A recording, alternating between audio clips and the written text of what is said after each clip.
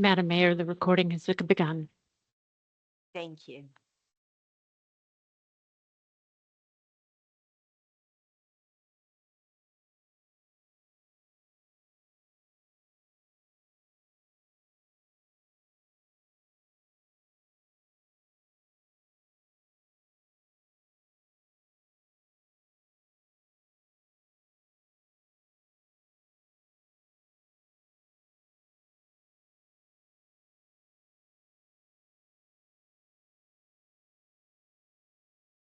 All right, good evening, everyone, and welcome to our September 9th, 2025 Town Council regular meeting. First, I'd like to call this meeting officially to order at 6 p.m. Would you please do the roll call? Mayor James, Here. Councilman Gutenberg, Here. Councilman McCormick, Here. Councilman Sampson, Here. Councilman Johnson. Here. Madam Mayor, you have a quorum. Thank you very much. And if I could ask you all to stand and join us in the Pledge of Allegiance, please. I pledge allegiance to the flag of the United States and to the republic which stands one nation under God, indivisible, with liberty and justice for all. The first official item on our agenda is the approval of the meeting agenda. Do I have a motion to approve the meeting agenda? So moved. Okay, thank you, Councilman Johnson. Do I have a second? I second. Any discussion? All in favor, please indicate by saying aye when you are asked by roll call. If not, nay. Roll call, please. Councilman Gutenberg, Aye. Councilman McCormick, Aye. Councilman Sampson, Aye. Councilman Johnson, Aye. Mayor James. Aye. The motion passes.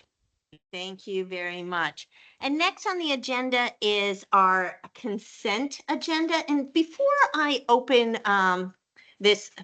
before I entertain a motion to approve the consent agenda, I wanted to ask council if anyone had any specific questions regarding the department head reports that Mr. Stevens could answer, and then we'll go from there. Does any council members, Councilman Gutenberg, do you have any comments on the department? One for the planning department, really. So the persistence of the vacancy for the senior planner, I'm aware of the impacts of it, I guess, but it's probably not a question that has to be addressed now, but I'd really like for us to discuss what we could do differently to kind of break the logjam on this. Okay, thank you for that feedback, Counselor, Sure. and I'm happy to consult with our HR director and we can rethink our strategy on how we're advertising that. Thank you. Sure. Yep, Thank you. that's all. Okay, Councilman McCormick? Yes, thank you. Ms. Stevens, several questions for you, just clarification. HR report under LEOPS, 2 jobs missing description for eligibility. I understand the last time we spoke, no risk to LEOPS. I'm assuming that is still the case. This is just an update. That's correct. Okay, Right. thank you. Right. Going to the legislative report, can you do me a favor or have staff do me a favor? Can I get a detailed report as to what legislative services expects to spend this year? I see the total in both reports, but what I don't see is a breakdown as to where that money's actually going. Very well, we'll take care of that. Thank you. Under the payment monthly report, just a quick question, clarification again. I see a couple like residents' names in there. What does that mean? So I'll see like a random resident name. Sometimes it'll be under net, sometimes it'll be under payment, sometimes it'll be under another subject. What's that mean when Can you steer me exactly to where you're looking? I want to make sure Yeah. I'm answering your question. Yeah, so a couple of them. So one is a former town council member. I saw Mr. Matthew Trollinger's name on here, and the other one is our current mayor, Mayor James or Janine James on here. Again, I don't know what the different numbers mean. But where are you looking exactly? Yep, Counselor? so if you go into the payment report here, so I'm looking at page 10, I'm looking at page 11, Okay. I'm looking at page 12, and I'm looking at page 13 on the actual 207 page report. So I'll see names like Tony Hamilton or Susan Buckley or something like that. I don't know if they're vendors, if they're people Oh, okay. that work for the government. What's the relationship there? Okay, What I'd like to do then in that case is what I'd like to do is if you could send me those, or I guess I understand your question now, where Yep. there are specific names called out instead of like a vendor or something where it's clear and obvious. that Correct. Contractual relationship, you want to know what that payment is for. Please and thank you. Yeah, I will get an answer for you and answer all of council with that question. Thank you. And then final thing under the police monthly report, I saw vehicle thefts 2 for this month, but an additional 4 attempted that were either stopped proactively or were not successful. I did see a report that Charles County has seen a 25% increase in unemployment in the last 2 months, 60 days. I'm assuming that there's a linkage there. And again, I know we have our police experts. I don't know if anybody has seen a linkage there and what we're kind of expecting moving forward. I see what has happened. But again, almost a 200% increase in expected or attempted vehicle break-ins, increase in unemployment. Typically, the two do go hand in hand. I just don't know if we have a game plan for that moving forward. Okay, I don't know if there's a causal relationship between that or not, but I'm happy to talk to the action chief. He's out today. He'll be back. I believe he's back in office, back in town tomorrow, but happy to chat with him about that. Thank you. And then the final thing here, a question about the treasurer report itself, and then I'd like to just open it up to council. I saw Councilman Sampson's email earlier today. So it looks like we should be at 91.6% to goal. We're sitting at roughly 90.5%. Any risk that you see in our first month to overspending and putting us in a dangerous position? No, and you just gave me a great segue, and thank you for that, Councilor McCormick. This is really the challenge with government budgets and local government budgets specifically, is because it's not a linear scale. You Yep. can't just take a calendar and divide it by 12 and say, this is our burn rate, this is when revenues come in. Revenues usually come in 1 or 2 times a year in big tranches, and that will make the percentages askew as you go through the year. And then same thing with the burn rate. So it's not a straight linear scale, and it can be very difficult to package and present that information in a meaningful way. So it's actually on my list of things that I want to try and work with the treasurer on is how to present information to this council that's relevant and timely for you, but it's also clear, because I find that a lot of times with these kinds of reports, they lead to more questions and confusions than value they're adding. So to your question specifically about do I see risk? No. Okay. Because what you're seeing in the packet for this month is the first month, because it's the period ending July Correct. 31st. Yep. So there's just going to be a lot of wonkiness. Mhm. And I think Councilor Sampson may have a question here, so I'll save the rest of that comment for that question. Sure. So then I'll ask you, Mr. Stevens, Mhm. is it as simple as a council member asks to remove something from the consent agenda? What I would like, and I'm not speaking for the council, I'm speaking for myself, is that the treasurer report is never on the consent agenda. I do think it's important enough that we should have a discussion, and if no council member wants to ask a question, I think that they should have to answer for that too to the public. So how do we ensure, like, what action would I have to take to see kind of where's the council at on that? Well, I'm going to change, and I talked to LT about this yesterday at our biweekly meeting. I'm going to change, and I don't have a clear vision of how yet, but I'm going to change how the monthly reports are reported out to you. Okay. So I don't know what that looks like. And then, as I just said, I'm not sure of how I want the treasurer's report to be packaged and to be presented so that I make sure that council is getting clear and relevant information that you can use to inform decision-making. So how about this? I hear your intent. Yep. And I got it. And let me work on it for a little while. I've got about a month before the next time I need to present something to you. Yes, sir. So let's see if I can get closer to the target, get inside the black on the next try. Sounds great. Thank you very much, Mr. Stevens. Thank you, Madam Mayor. Yes, I had several questions. I'll go through them rather quickly. There may be one or two that you can't answer. I'm fine with that. Just clarification.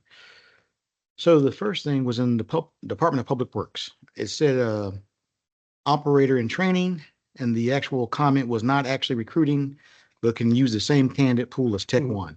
What does that mean? I didn't Right. understand what that meant. Yeah, that means that there's an active applicant pool out there for the Public Works Technician 1. And so we have a pool of applicants and applications that have come in, and we can use the qualifications are similar enough that we can use that pool of applicants to screen for that second position. So we don't have to go back out and re-advertise. So basically, we're going to use that pool to fill 2 different positions. Got it. Number 2, it was the police department. I know it said they have 1 leave of absence, 2 suspended, 2 pending Maryland certification. So the question was, how many officers do we actually have out patrolling? Mhm. And is that in accordance with our stated goal? Mhm. Right. So I did ask the chief about that. He sent me an email just not even half an hour ago. So right now he has 25 total staff on hand. He has one vacancy, and the vacancy is the police chief. Because remember, acting chief Norris is the acting chief of police. So we have the one vacancy. Now that doesn't mean that he has everybody in the field doing what they need to do, because as you just mentioned, he's got 3 suspended, 3 in training. So he's basically down 6 positions, even though they're coming to work. So to your question about does he have what he needs, I think his answer right now would be it's pretty tight, because between training and suspensions, I don't have the people that I need. I also know that the chief is going to be coming forward with personnel requests for next year's budget. And so we'll be working with him to identify where are his shortfalls, what are his gaps, and what are his needs. So I don't know if that gives you, you probably wanted clear numbers, like we should have 27 on the road and we've got 25, we're down to, I don't have that. He's got 25 on hand, we're down 1 vacancy position, he's got some people in training, they're making it work, but I know they're spread extremely thin right now, I know that. No, that's fine. That answers my question. On labor costs, and you may not know this, so, Mhm. not counting the police, Mhm. what were the other things, if applicable, that the labor costs were related to? Right, it's almost exactly cut in half. So the labor costs right now for the overtime costs and overtime hours are almost exactly in half. You've got about 16.3 thousand directed to law enforcement, the police department, and then you've got about 16.6 for public works and the wastewater treatment plant. So it's almost exactly in half. And then as far as through August of 2025, there's 851.9 hours of overtime that we've seen, I think, if I've got that right. And just for comparison, last year through August of 2024, we had 1,100 hours. So we're tracking just a little bit below last year. Okay, I just got a few more questions, but this is Yes, the sir. last one on the department heads, or actually, this is in the monthly activity report. So, and this is not really a question, I guess, per se, just a statement. So I saw that the way it's worded, we are trying to engage a consultant from DR Horton. Mhm.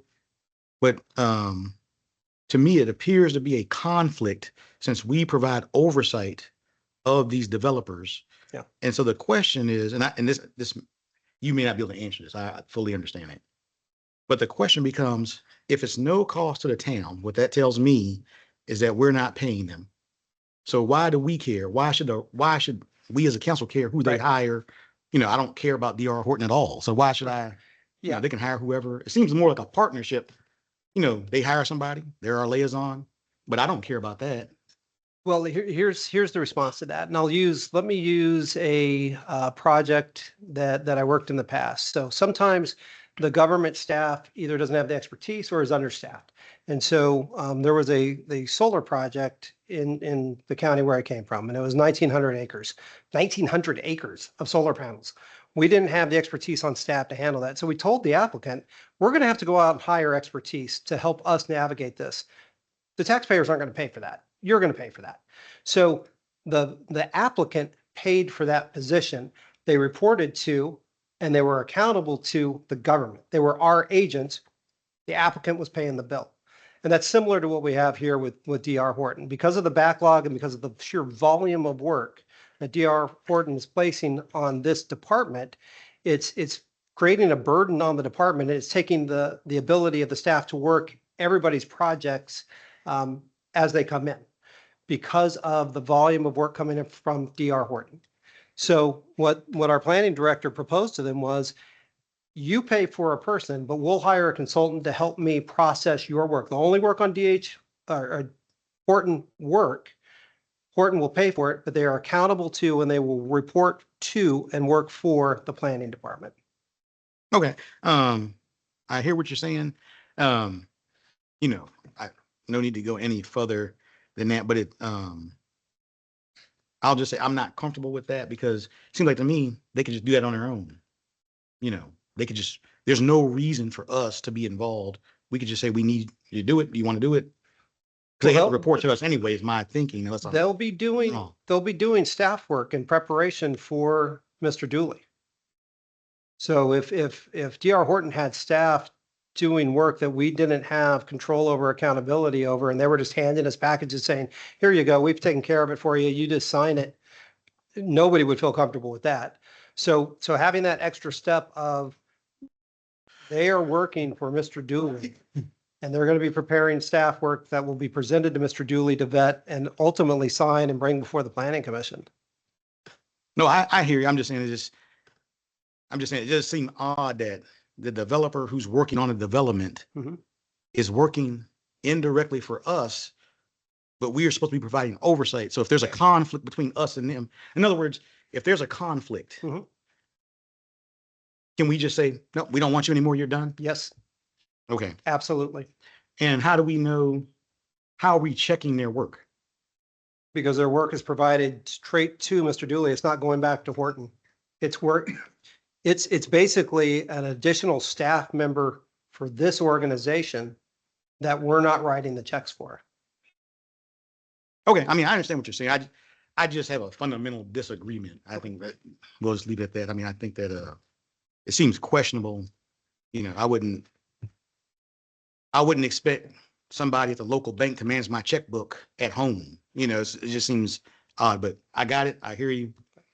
Madam Mayor, I have a comment that's directly related to this, if I could. So I've had this conversation related to planning commission members with Director Dooley, and one of the thoughts I've had, this is essentially like a fee that the town would charge to this developer, but it's not on our fee schedule. But it would function the same way. They would provide funds, and then we would enter into a contractual agreement with a service provider who would work solely for Director Dooley and provide work product to him. And that would allow him to keep up with the developer's needs on their, on their applications is effectively what this is. So my question is like, would it make us more comfortable as a council if we amended the fee schedule to add a fee element that could be used in this way? Or is it just us just understanding that we just want to operate this way with this one particular issue? I'll need to think about that because I don't know how we would put it on the fee schedule necessarily. I appreciate everything you said and the eloquence with which you presented it, obviously much more clear than I stated. So thank you for that.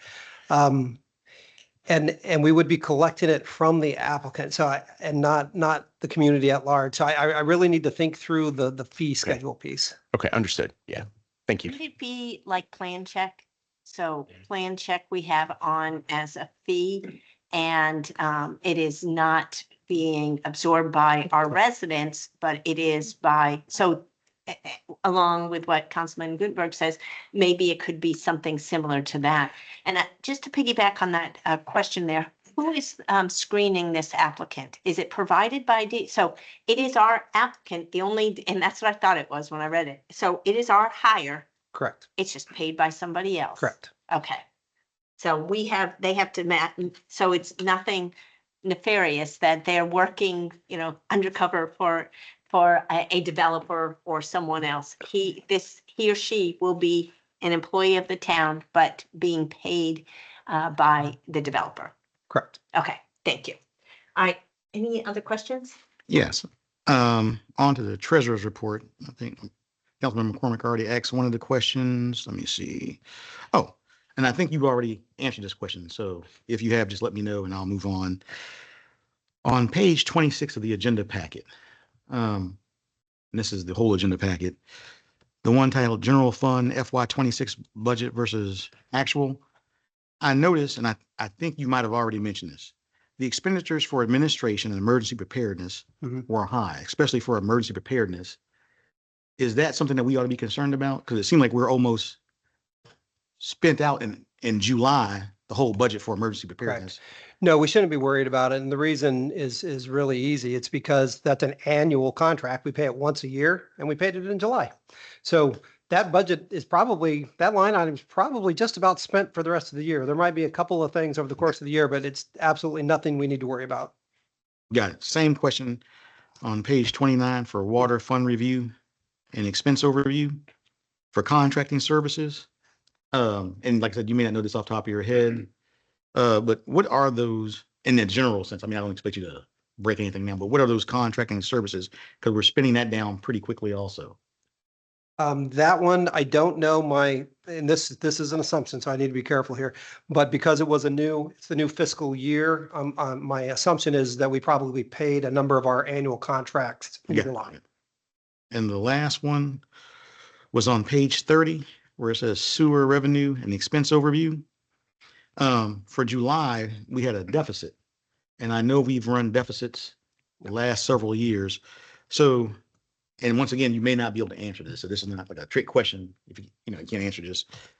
But based on the fact that we've run deficits in the past, so is what I'm looking at the beginning of what we should expect as a council, a future deficit at the end of the fiscal year that we got to cover. Yeah.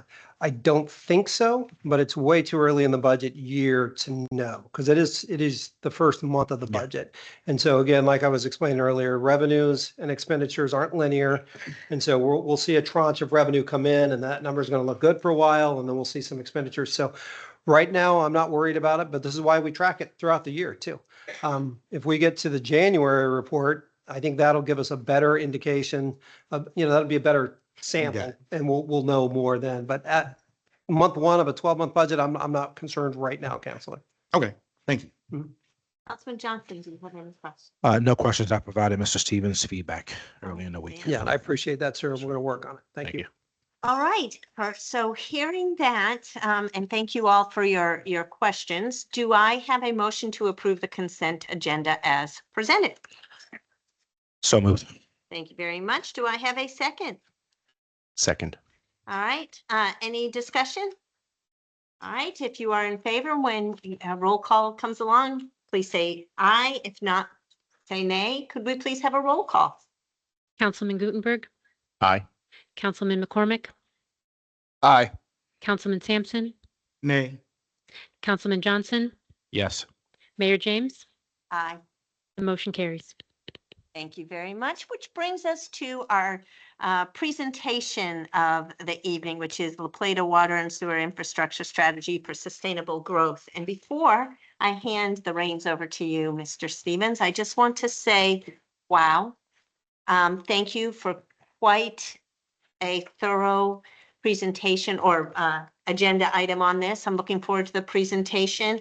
And if council could hold all questions until the end of the presentation, write them down. That way we can have this flow. And thank you for Director Dooley and Superintendent Parks being here too. Appreciate that. So the floor is yours. All right, council, thank you. Good evening. I'm Chuck Stevens. I'm your town manager. And this presentation's been a long time coming. And I'm going to be joined this evening. It's not going to be just me. I'll be the primary presenter here. And then when we get to the Q&A, I'm going to be relying heavily on the technical experts. So I'm going to be joined by the team that you see up here. So we've got Michelle Miner, the assistant town manager. We have Don Dooley, the planning department director, and of course, Kirk Parks, who is the superintendent of our wastewater treatment plant. And he also takes care of all the freshwater treatment and distribution for the town. And then if something else comes up and we need to call somebody else, we'll figure it out. We'll make that happen too. But that's who I've got on deck to speak with you this evening. So this presentation, if I think back to June 17th, it was my second day with the town. It was my very first meeting. This topic came up, and it was clear from that conversation that this council wanted and was desirous of a very thorough and comprehensive presentation to really baseline you. You were all new to your positions. You've been in place now about 3, maybe 4 months. But you really wanted to get a full understanding and grasp around what you've been hearing. There's been a lot of conversation in the community about water, and do we have water? Don't we have water? Water's going to run out, whatever. And what I heard and took away from that was you wanted to know about much more than just water. I remember clearly there was a conversation about, well, we need to understand the infrastructure and the loss, and there's overhead costs, and we need to understand the wastewater because those are tied. You can't have fresh water without the wastewater. And we need to understand that. And then we need to understand the development demands on the town. We need to know specifically what has been promised, what has been guaranteed, and what is in the pipeline, because that is going to provide us the information that we need to make long-term strategic decisions that are going to benefit the community. So, heard that, took that for action, and have been working with the staff really since probably June 18th on preparing this for you. And so I'm glad that we're finally here. This presentation, as we go through it tonight, I'm going to try to explain to you how the town can sustain growth while ensuring reliable water and sewer infrastructure and service delivery to our community. I think our town's future growth, it depends on our ability to provide reliable water and sewer services. And today, I really want to highlight where we stand, what the constraints are, and what steps we need to take moving forward. So here's your agenda. You can see it on screen, and I believe we're streaming this as well. So anybody that's watching from afar this evening, I hope that you can see and follow along with us this evening. But this is what we're going to talk about. We're going to talk about those things that I just stated in my opening. We're going to walk through the water supply. We're going to walk through the sewer capacity. We're going to talk about development and pressures. And then we're going to talk about some of the strategies that we think we need to stay ahead. So if you can go to the next slide, please. Thank you. All right, we're going to talk about water. And before I get into the map, I just want a little bit of a preamble about what I'm about to tell you. And hopefully over the next few slides, I'm going to demonstrate to you the following, and that is that we have an infrastructure and a water system that's well built.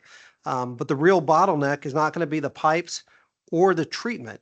It's the state allocation limit on how much groundwater we're allowed to withdraw. As you're going to see, we're already operating at about 90% of our allocation. And by the summer of 2026, which is next summer, we believe that our demand is going to start exceeding our limits, which means that any new housing or commercial projects cannot move forward without additional supply, and we will run the risk of running afoul of regulatory compliance.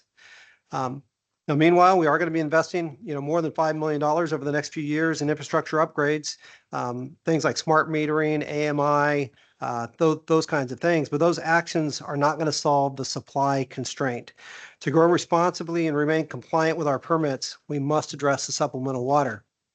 And so what you have here, I just wanted to start from the beginning. You asked for a soup to nuts presentation, so here we go. This map was pulled right from our GIS page, and this is the blue lines represent the existing in-the-ground water network, the system, the distribution system. The yellow lines represent the town boundary. We have about 4,400 accounts total between residential, commercial, and municipal, and there's about 74 miles of distribution pipeline for fresh water.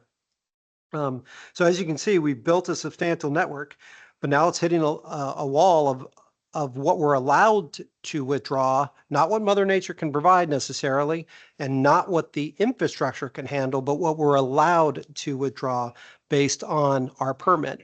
I also put up there for your consideration, just so it'd be handy for you, top of mind. These are the current rates, and this is taken right from our fee schedule. So from 0 to 15,000 gallons of treated water, you pay $5 for 1,000 gallons. Okay. After that, it is tiered. For that 15,001 to 100,000 gallons of water, you're paying $5.75. And then over 100,000, it drops back down to $5 a gallon. So that is actually quite an attractive rate. $5 for 1,000 gallons of treated distributed water. Next slide, please. Right, so let's talk about where the town gets that water and how it's treated and then how it's distributed. So the primary source of our water for the town of La Plata is the lower Patapsco Aquifer. This is a groundwater source. This is not surface water. In fact, this is very, very deep. Our groundwater permits, we actually have two of them. We typically only talk about one of them because there's the big one, and then there's this really, really tiny one that we have on well 5. Well 5 produces about 90,000 gallons per day. While the other permit that we have produces 1.144 gallons on a yearly basis. So you've got, when you add those up, it equals the easiest number in the world to remember. So our permitted allocation for the town of La Plata is 1.234. It does not get easier than that. It is so I am so thankful that that's the number because I know it. It's 1.234 million gallons per day on average. And then that 1.716 number, that's our month of highest use. That's the maximum amount we can draw in during the month of highest use, because the state recognizes that typically during the summer, there's going to be some spikes. And so the permit is the average, and then you have this one-off every year, your month of highest use, and it should not exceed that 1.716. So 2 permits, and they total 1.234. Now, if you look at our average use thus far in 2025, you can see we're right at 1.11, and then our summer peaks actually exceeded that. They were a little bit higher. It's very, very important to note, and I'm probably going to say this many, many times over the course of this presentation, but the state has made it clear that they are not willing or interested in increasing our allocation because of the aquifer constraints. And I've met with the state, and they've got their science and their policies to back this up. But they do not want to allow the underground aquifers to drop below 80%. They have an 80% rule, and they can explain to you and show you the studies of why that's bad, and the aquifers can't refresh and replenish. And so that's their rule, that's their policy. They don't want to let the aquifer drop below 80%. They're concerned that if they increase the allocation for town of La Plata, they're going to start getting into their tipping point, and they don't want to do that. So it's important as we go through this that we keep this in mind, because the easiest answer to everything would be, well, let's just ask the state if they can increase our allocation. Okay, that's not likely to happen right now. Next slide, please. Okay, so a little bit more about the permits. So there's that authorized withdrawal limit I was just talking about. There's the current usage, the 1.11. And you can see when you do the math on that, it comes out right to about 90% of our permit. The cover letter of our permit literally says, and I took this, almost verbatim right off of the cover letter, the town cannot exceed its allocation and must identify additional sources of water to supplement its groundwater appropriation. Okay, so that's very clear language. The state is telling the town of La Plata, you must identify additional sources of water to supplement your groundwater appropriation. Okay. As I've already stated, we know that summer demand, we're soon going to be exceeding what's allowed. Okay. That's putting us in a regulatory danger zone. And we're legally bound by state allocation limits. And so we need to make sure that we're mindful of regulatory compliance as we're thinking about this and solving this problem on behalf of the town. Can you go to the next slide, please? Okay. So the treatment plant and distribution. So our capacity is somewhere north of 2 million gallons per day. We're not even coming close to tapping the potential of our network, of the infrastructure. Our limit is not capacity, it's the permitted allocation. Now, I was surprised, and maybe as you went through the slides, you noticed that maybe you thought, hey, something's missing. When we get to the wastewater side, I see an overhead picture of the plant, and I see tanks and infrastructure, and where is the freshwater treatment source? Well, I had that same question about a month ago, or maybe even longer than that now. I was talking with Kirk, and I said exactly that. I said, we keep talking about the wastewater treatment plant, and I've been there. When am I going to see the freshwater plant? And I was surprised to learn that the reality is that the groundwater that we're pumping out of the ground, the lower Patapsco, is so clean that we literally bring it up. We inject chlorine because we have to, because we're told to by the state, but we pump it from the ground. We inject chlorine. It goes straight into our towers, straight into the tanks, and you turn on your faucet, and that's literally what you're drinking. And that's what I'm drinking right now. That's how clean our groundwater is. So the treatment, the sum total of our treatment of our groundwater in the town of La Plata is injecting chlorine at the well pumps. That's it. So as far as the original question about the infrastructure and treatment capacity, there's no demands right now that exceed our capacity. Our limitation is the permitted allocation by the state. Some of the rest of the system that we've got, we have 3 elevated tanks. They total about 1.3 million gallons. And then we have a 750,000 gallon ground tank that's out at Tillman Lake. And the ground tank, of course, has booster pumps. Now, I put the Tillman Lake bullet in here because I figured someone was going to ask about this, and I thought I would just head it off at the pass. Well, why can't we go back to the state and say, okay, you told me I have to identify supplemental water sources. What about Tillman Lake? We've got a lake right here, and there's a 750,000 gallon ground tank sitting right next to it. Why can't we use that? 2 reasons why that's not a viable water source for us to help us solve our problem. Number one is we don't have that treatment plant that I talked about. So we would have to build that from scratch, and that would be incredibly cost prohibitive. That would cost millions and millions of dollars to build a surface water treatment plant so that we could treat that water and then inject it, pump it into our network, our distribution network. And also the recharge rate on Tillman Lake is about 120,000 gallons a day. So in that instance, the juice isn't worth the squeeze. We're not going to spend probably tens of millions of dollars for a surface water treatment plant when the discharge rate that we're going to get from it is probably going to be about 100,000 gallons a day. That just doesn't pencil out. So that's why Tillman Lake is not a viable water source to help us with this problem. And then, as I've already said, we expect to start exceeding our permitted allocation during the summer months as early as next summer. So again, it's a regulatory bottleneck. It's not an engineering one. Next slide, please. And I'm going to grab a drink. Okay. In November of 2024, Baker Tilly completed a study, a draft rate study that was done. You were provided copies of that, I believe, in May when you came into office. I've gone back to Baker Tilly and asked them to refresh that study just because it's coming up on being a year stale. And so it won't take them long to refresh it. And the slide you're looking at has actually been refreshed. So this is a slide that's in the 2024 draft. It's been refreshed. So the data you're seeing here, you're seeing for the first time. If I could leave you with one enduring thought and one impression from tonight's presentation, if you go home tonight and as you're drifting off to sleep, you have a vision in your head, I want it to be this slide. Because if we do nothing else but stay on this slide, this is the one that should be setting off red flags. Because this is the one where if you look in the vertical columns, the third from the right, it says 2026, and you see that gray bar at the very, very tip top is breaking through that black line. The black horizontal line, that's our permitted allocation. That's the 1.234, okay? That summer peak, that gray box at the very top, that's when we're expecting to see that we're going to start going above our permitted allocation.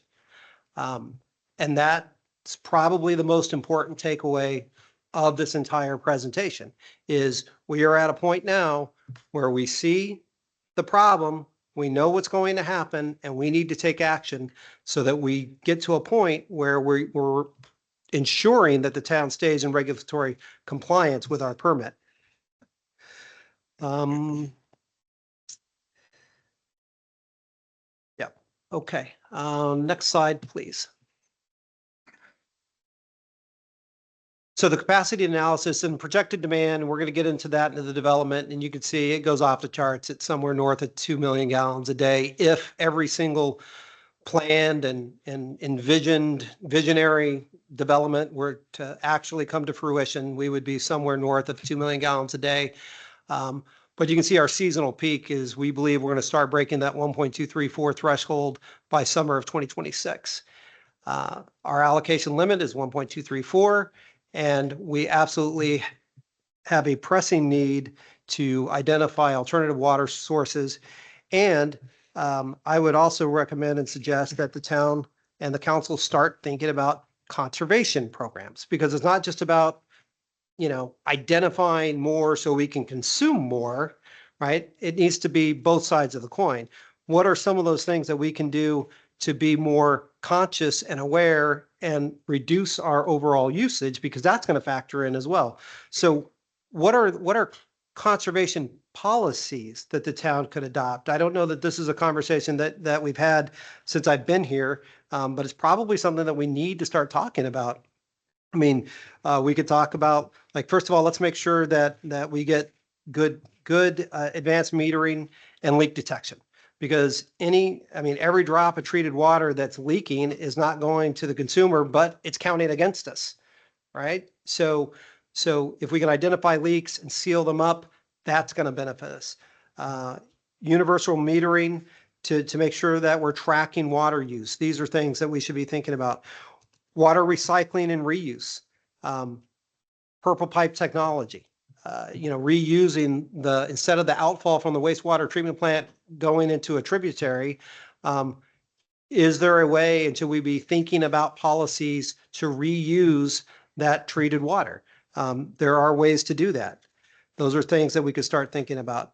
From a land use perspective, we could start thinking about policies around standards for new development that require water efficient landscaping. Should we have language in our code that directs drought resistant landscaping or use of native plants, those kinds of things? These are the kinds of policy decisions that local governments grapple with, especially in the western states, which is where I'm coming from.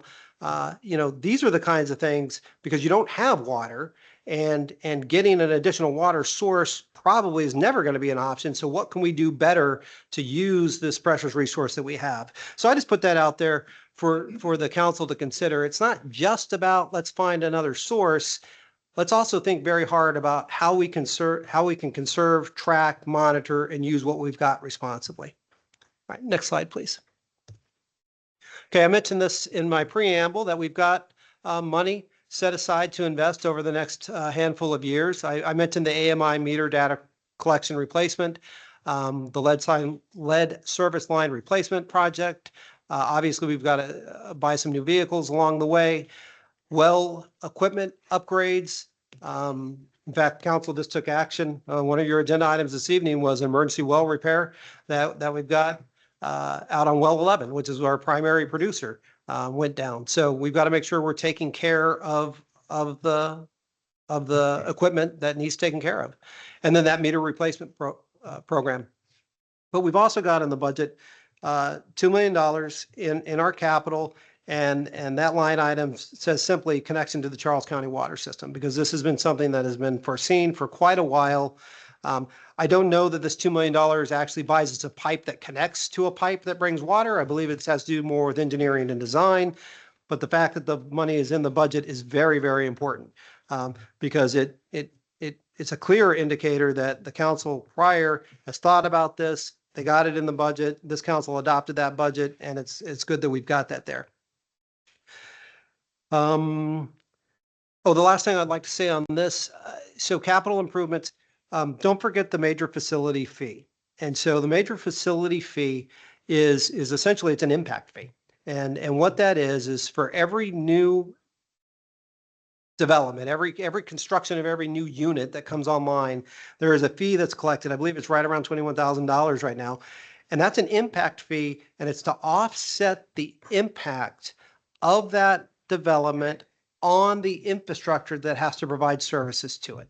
Okay, so you can't use impact fees to go out and do maintenance activities necessarily. And I think, Councilor McCormick, we had a brief exchange. You had a question a couple of meetings ago, and I was like, okay, I think maybe we could do that, but I want to be very careful about that. But the major facility fee is there. It's being collected, and it's being collected to do exactly the kind of work that we're talking about here, especially when we get to the wastewater side. It's to do the work that we need to do on the infrastructure to support the development. So these units have been built, those funds have been collected, and now we need to spend it responsibly in accordance with the reasoning behind why it was collected. Next slide, please. All right, I did want to introduce this. This was a county water source feasibility study that Charles County did in 2018, but I thought it was very important to inform your thinking tonight, because it's not, we don't live in a bubble and we don't live isolated. We have partners, we live in a county, we live in a state, and sometimes there are external influences on the town that have an impact on the town. So while this study isn't in your decision space at all, it was the Charles County study and they've taken the action on it, it absolutely impacts the potential solution for the town of La Plata. So I wanted to give a brief little background on what this study was and is and how it's being used. So this study is absolutely the foundational roadmap for Charles County's long-term water supply for their planning. It provides what I think is the critical path for the town of La Plata. This study, they assessed multiple scenarios. This was got to be one of the most rigorous and thorough, exhaustive pieces of engineering science that I've read in a very, very long time. And this was actually the second phase of a two-phase study. And they analyzed and assessed 5 different scenarios. And I'll briefly cover them for you here. Number 1 was to increase allocations from WSSC. Number 2 was an Upper Reaches Potomac River supply scenario. Number 3 was a surface water treatment plant plus increased allocations from WSSC. And scenario 4 was a managed aquifer recharged and increased allocations from WSSC. That one's really interesting. When I was talking about that purple pipe and reusing the water from the outfall of the wastewater treatment plant, there was a scenario where you take that water and then refill the aquifer so that aquifer never drops below that 80%. I think that maybe there's still a scenario or somewhere in the state where they're actually testing that and doing a pilot. I haven't been able to find much information on that, but that's really an intriguing solution, maybe sometime down the road. And then scenario 5, increased groundwater appropriations, surficial aquifer, and increased allocations from WSSC. So they looked at these 5 different scenarios. And again, this was the second phase of a very thorough study. And then if you go to the next slide, please. And they conducted what's called a triple bottom line assessment. And so the triple bottom line framework is they assessed financial feasibility, environmental sustainability, and community impact. And I wanted to put this slide, I know it's busy, but really that was the impact I wanted, because I wanted you all to see all the different criteria that they considered when they were presenting their solution and their recommendation to Charles County, because I think they thought of everything. And when you look at that, I think it's clear that if they didn't think of everything, they definitely thought of everything relevant. And if they missed something, it probably didn't have much of an impact on the decision making. And it's this level of rigor, I think, that make this study credible and defensible when the county needs to explain why they move forward with their recommended option. Can you go to the next slide, please? Thank you. So the county selected water supply scenario number 2 as the primary recommendation for their long-term expansion and future needs. When Michelle and I met with the county, I think it'll be 2 weeks on Thursday, 2 weeks ago. First question I asked was, 2018, that's a long time in government study world. Is it still relevant? Is it still your guiding document, or is it sitting on a shelf collecting dust? And they said, oh no, absolutely not. This is our roadmap. This is what we're using to guide us into the future. And yes, scenario number 2 is the one that was recommended. It is the one that we are implementing. And so this was the one that includes the continued use of existing groundwater, but adding a new Upper Reaches Potomac River supply. Next slide, please. Okay, and then again, this is details about scenario number 2 as it impacts Charles County, not the town of La Plata. So I am not saying that town of La Plata is going to get 10 million gallons. No, this is Charles County. Okay, and I'll explain why I think this is important and relevant for today's conversation.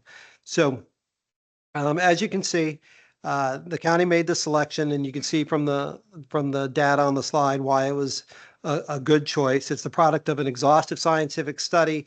It was tested against every other alternative, and it balanced capacity, cost, and sustainability. And why it's relevant to this conversation is because I need you to be able to answer the question. Because when you get the question about, well, why is the town even talking about a WSSC water connection?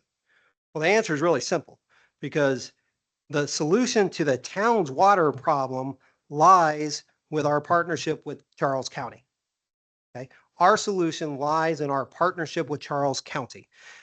The county's solution is tied to a surface water treatment plant in collaboration with WSSC.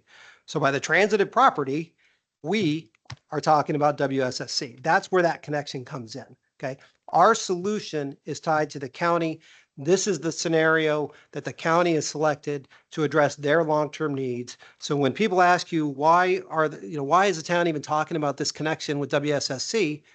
That's the why behind that. Next slide, please.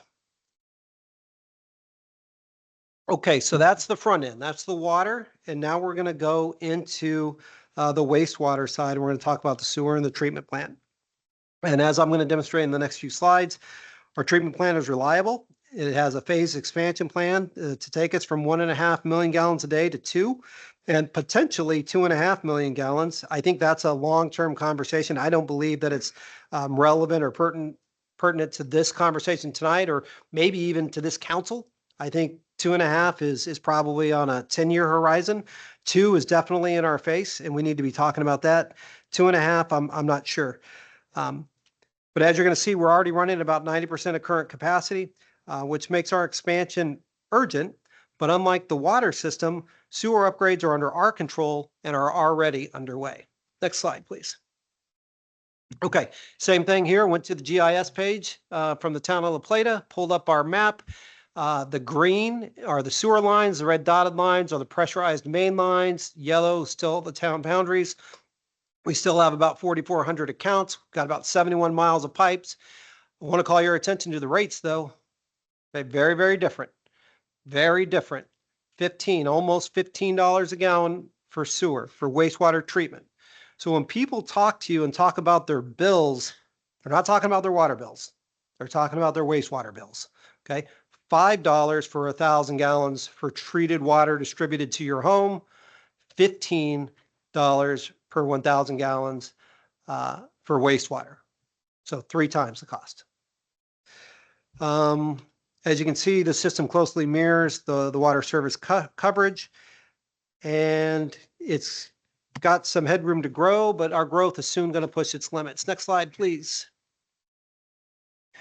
Okay, there's the first of 2 aerial overviews. The next one, on the next slide, I'm going to really get into and walk you through it, kind of give you a virtual tour of the plant. We've talked a lot about the plant, and I thought I'd take this opportunity to virtually walk you through it. But here it is. This is our wastewater treatment plant. It is currently operating at 1.5, or permitted to operate at 1.5 million gallons a day. The comprehensive plan for the town projects expansion to 2.0 by 2030. And then, as I've already said, expansion beyond 2.0 is an entirely separate conversation, and there's a lot of other engineering that's going to have to go into it, permitting that's going to have to go into it, and a lot of technical changes that would have to occur. So for the scope of this presentation and for the near term, I'd say near to midterm, we're looking at 2.0 at our wastewater treatment plant. Next slide, please. Okay, here's that bird's eye view. And what I would like to do is maybe just start from the road in the bottom portion at about that 5 o'clock area. If you were looking at an old analog clock, right. Yeah, excellent cursor work. Thank you. Just if you were driving into the plant, the first thing that we're going to see there is that EQ valve. That was the valve that was broken. Remember, we had some conversations here in June when I first came on board. Thank you. That's exactly where it is. That's the valve that's broken, and next to it is that equalization tank. That's a 1.5 million gallon tank. That lot just up and to the left, right there, that lot right there, there's already been some groundwork that's been done there. That is the site of a future 2.5 million gallon tertiary clarifier. And then if you just go up and follow that blue arrow, that right there, that is Mod 1. And that's short for Module 1.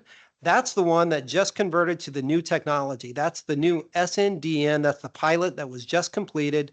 That just wrapped up, that we just provided the results to MDE on. That's Module 1. And then if you go straight up from there, there's 2. And then up from there, you've got 3. And then you've got 4. And then somewhere in the middle of that was the grit removal and distribution box. And then going around clockwise right there, you've got the existing 1.5 million gallon tertiary clarifier. And then you've got the filter right there. And then you've got the post aeration UV. That's right before it heads to the outfall. And you've got the existing screen and IPS. Kirk, you're going to have to help me. influent pump station. And then that warehouse at the bottom is the chemical and solids building. So there's your wastewater treatment plant. I just thought I'd take this opportunity to give you a virtual tour, and we plan to get you out there and do a real live 3D walkthrough of the plant at a point in the future. Okay, but as you can see, the plant is modern and effective, but capacity expansion is essential to keep up with growth. Next slide, please.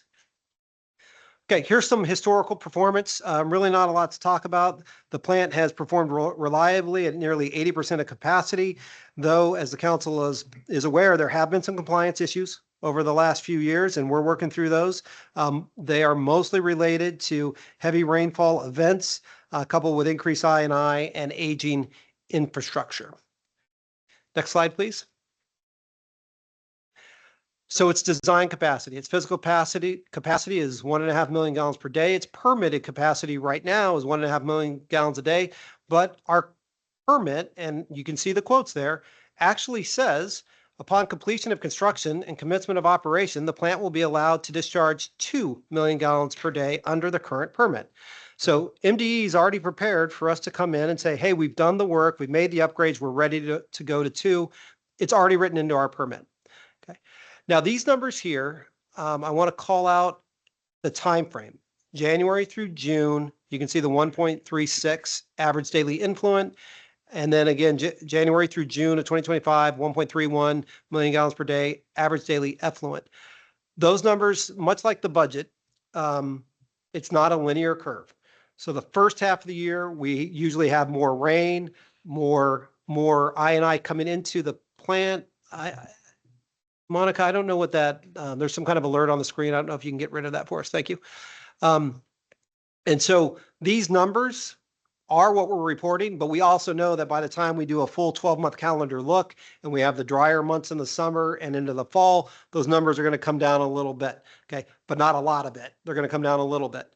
So we think our current utilization is, again, historical performance has been about 80. Right now we're showing about 87. That's probably going to drop somewhere below 87.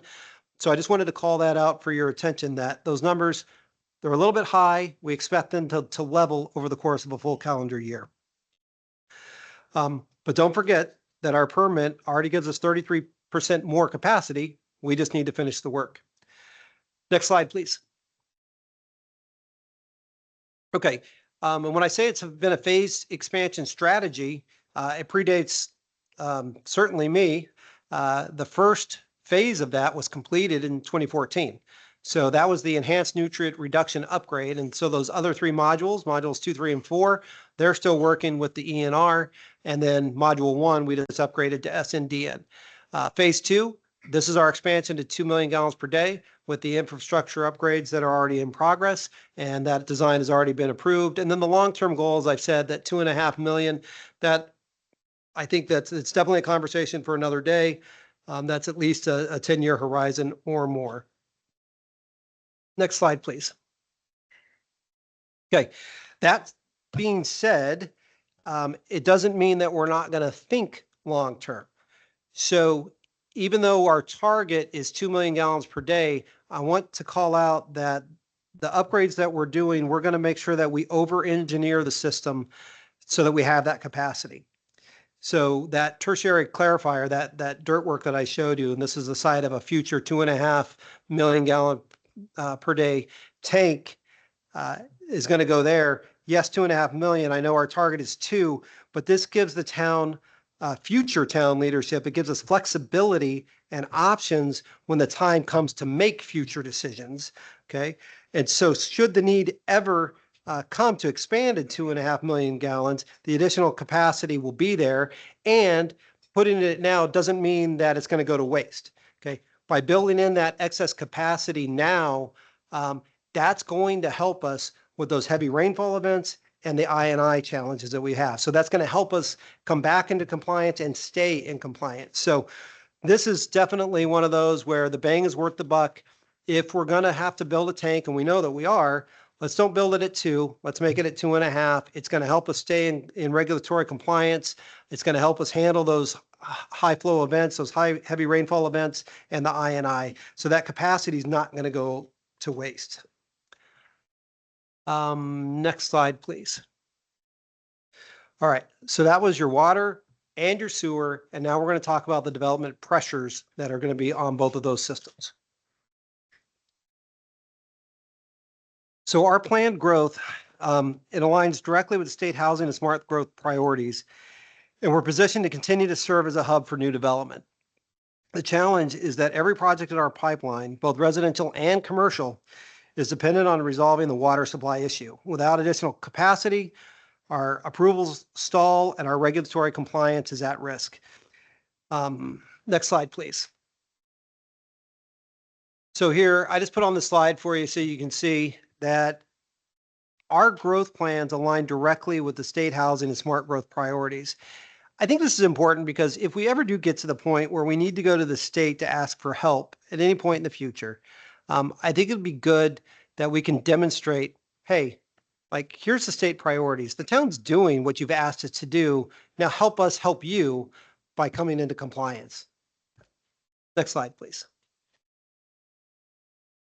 And of course, economic development drives local economic growth, but only if the infrastructure is in place to support that development. Next slide, please. Okay, so the town uses a structured process to ensure water and sewer capacity is available before approving projects. Over the past decade, the town's growth has been fueled through a combination of annexations and the demand for housing. Developments like Pine Grove and Agricopia are actively under construction, while projects such as Oriole Lane Senior Apartments and the Potomac Street Apartments are in the planning stages. Recent annexations accompanying projects like West Village, formerly known as the Hub, and Hawthorne Yards promise over 2,100 new residential units and over 200,000 square feet of new commercial development. These projects supplement Pine Grove's approved 2021 Master Site Development Plan to construct up to 3,170 residential units with over 1.5 million square feet of commercial and industrial development. And then the more recently annexed sites are anticipated to be activated within the next 2 to 4 years. Next slide, please. In 2024, the town determined that its existing water capacity was inadequate to serve the numerous new developments being processed and approved. Since then, it has been the town policy to only issue building permits for new subdivisions that have been recorded or for new buildings that have passed plan check review. For all other developments and subdivisions, the town only permits projects to be processed up to the point of final plat map approval for subdivisions or the issuance of building permits for non-subdivisions. Implementation of this policy has resulted in a water allocation guarantee for 1,377 residential units, as shown here in that bottom left column, 1,377. That is guaranteed water allocations at this point in time. Next slide, please. This is table number 2, and table number 2 identifies the projects that have preliminary plat map approval and the total number of lots within them. However, these subdivisions cannot proceed to final plat map approval and recordation due to a lack of water allocation to support them. And you can see there's another 543 that are sitting there already in the process, waiting for approval, and we are holding them until we resolve our water supply issues. Next slide, please. This is table number 3, and table number 3 summarizes all other residential subdivisions as well as major site plans for the development of new apartments that have not obtained final approval or are in various stages of development of the review process. And you can see the totals across the bottom there. There's another 2,700. And so these are preliminary plats and major site plans that have not been approved yet, but are in the system. They're in our planning process. You can see where they are in the green chevron across the bottom. I've tried to put where they are in our planning process so you can see. Next slide, please.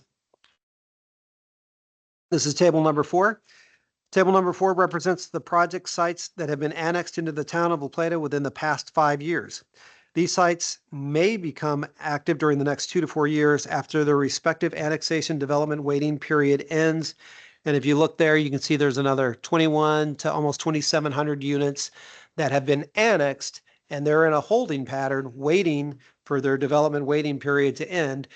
When that period ends, they have every right to come in and submit applications and be in the planning process waiting for their projects to be approved. Next slide, please. This is table number 5, and table number 5 represents the aggregation of tables 1 through 4. As shown, approximately 6,800 to 7,300, you can see it there along the bottom, dwelling units could potentially be constructed in the future. The corresponding water and sewer demand to support these units is estimated to be approximately 1.7 to 1.8 million gallons per day. Constructing an estimated 7,000 to 6,800 to 7,300 additional dwelling units in the town of La Plata would take many, many years of consistent building to complete.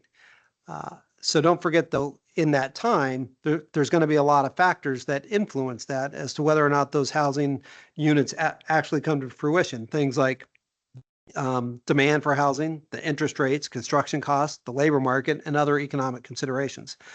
Nevertheless, table number 5 demonstrates the need to address the town's water capacity challenges. Next slide, please.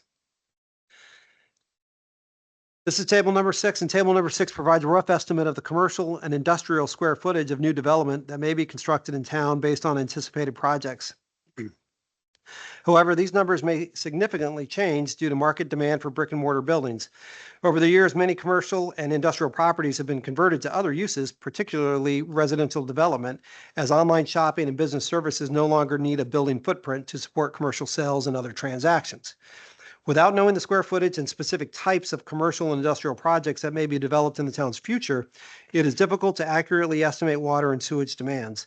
It is important to realize that hundreds of thousands of square feet of anticipated commercial and industrial development can be equivalent to the development of many, many residential dwelling units when considering water and sewage demands.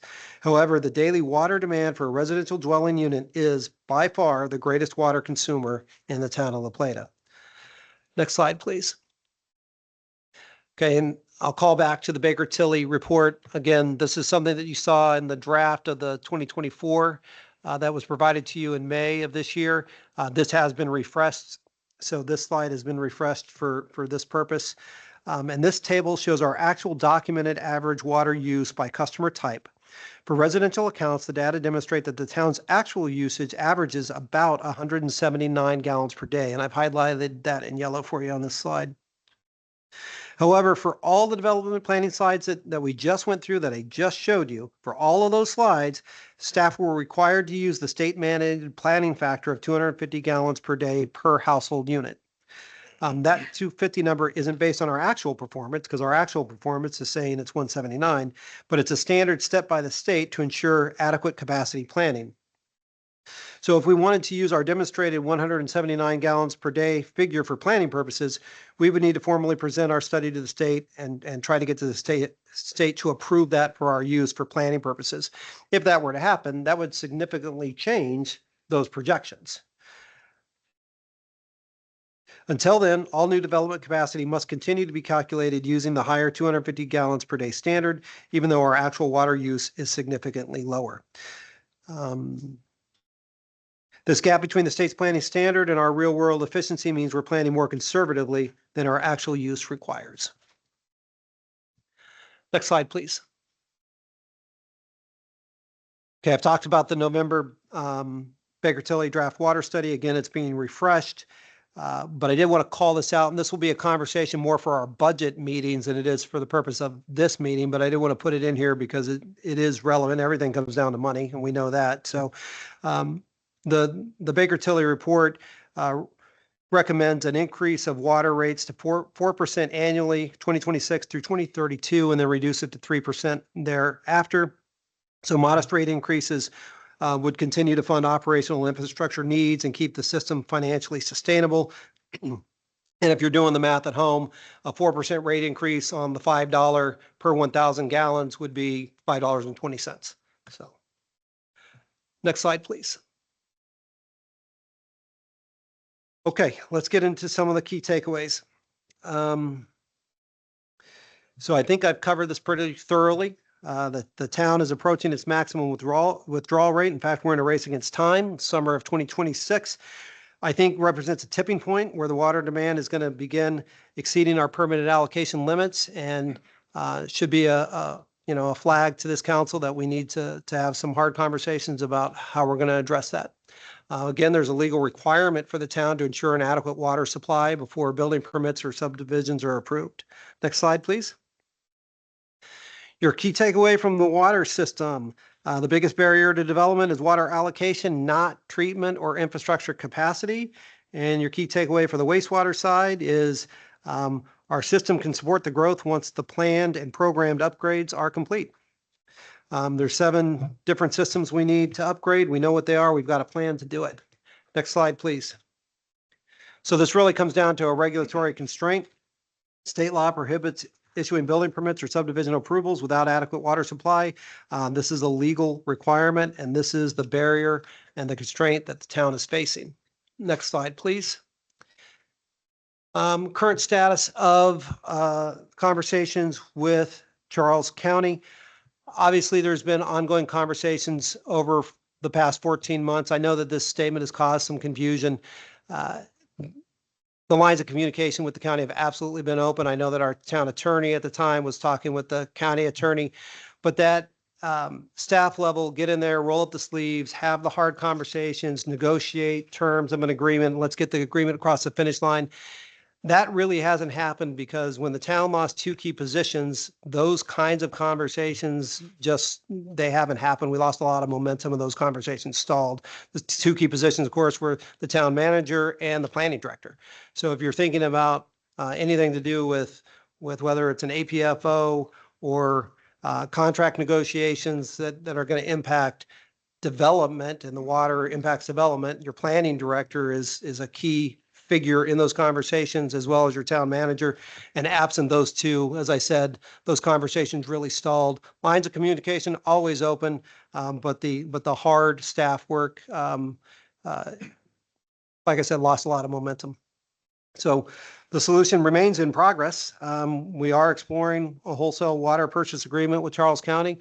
Michelle and I went over there, like I said, I think it was about 2 weeks ago, had my first meeting with the county staff to re-energize and bring this conversation to the forefront.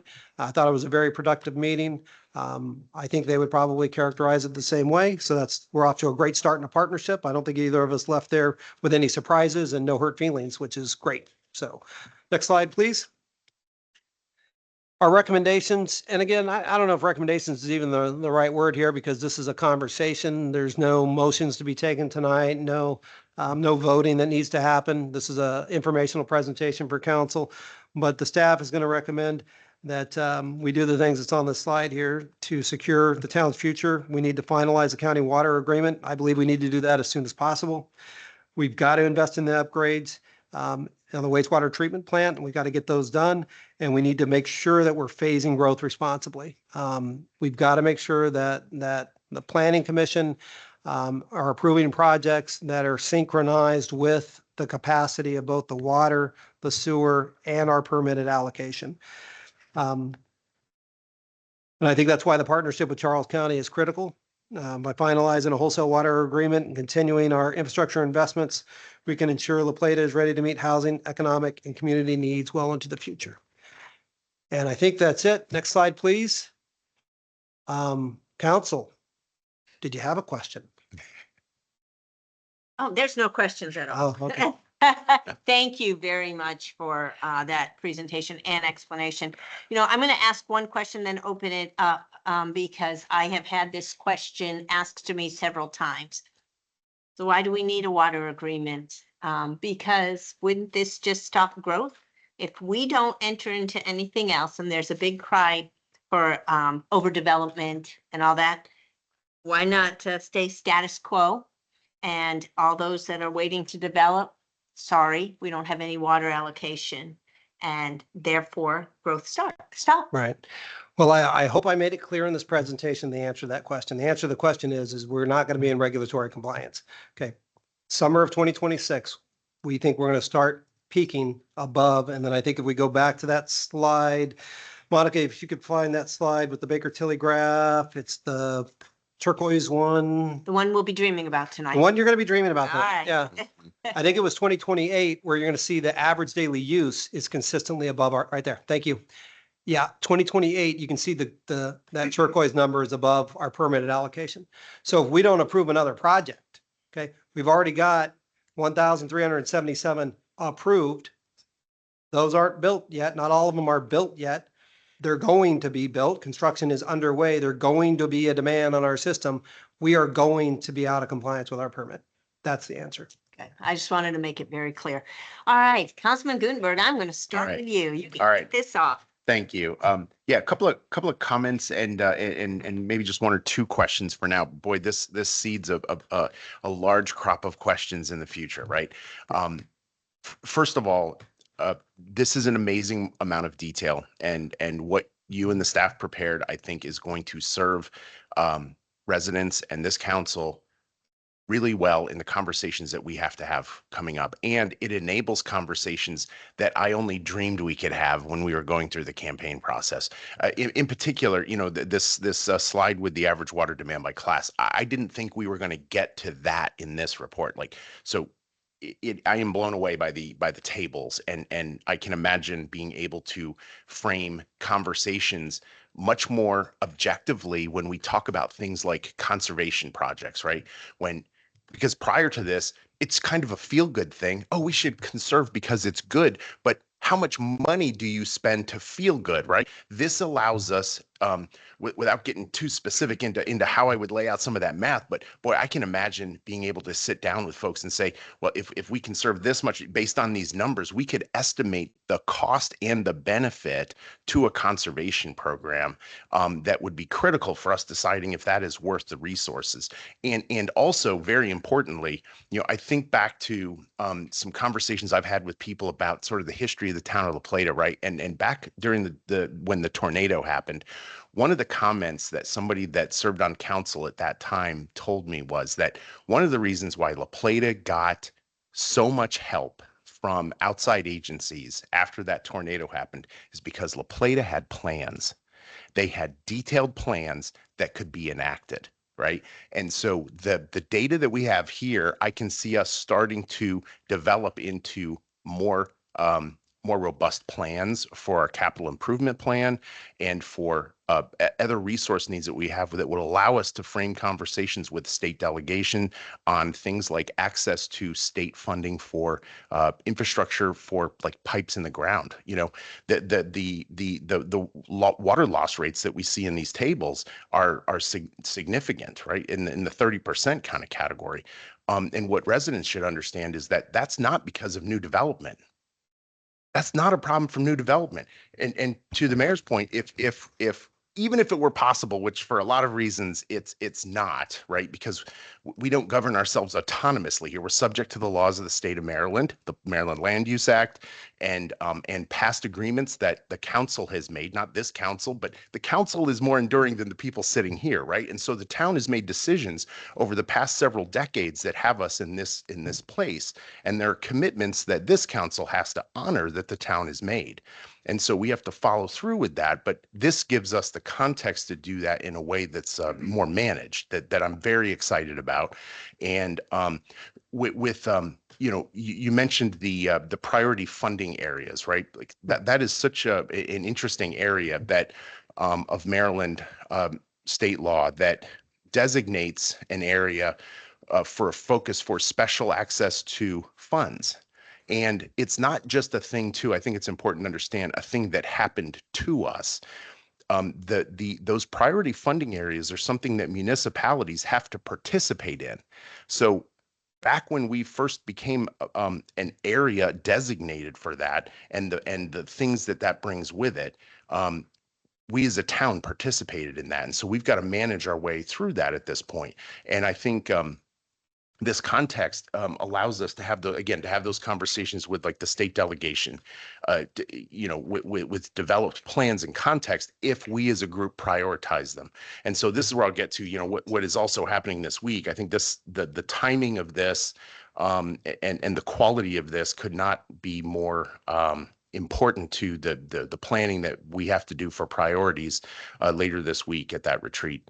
And I think one of the ways that many of us have talked about is an adequate public facilities ordinance. And the content of some of these tables, I can see actually frame the context of that in the water category, at least in a way that when I looked at other examples of adequate public facilities ordinances in the past, it's very hard to conceptualize La Plata's specific context into those formats. And I think the fact that we have done this here is really great.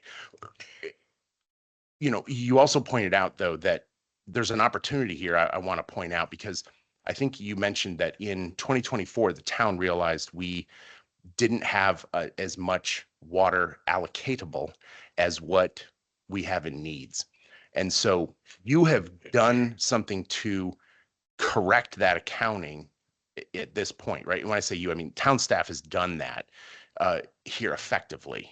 And so I think there's an opportunity here to keep that accounting going in a way where when the planning commission is considering things in the future, they have the context of like almost a checkbook register of the allocations that we have, so we don't get lost in the timeline of where we are and where the resources are. And I think marrying that with an APFO, that a regulatory requirement for us to operate that way, means that we have the opportunity to leave our town in better shape after this council has moved on, that the town still gets to operate that way in the future. So let me get to some questions though. So with the Baker Tilly study, when I last reviewed it, my memory is, and I think part of the context of why it wasn't released publicly previously was we didn't have the water agreement in place.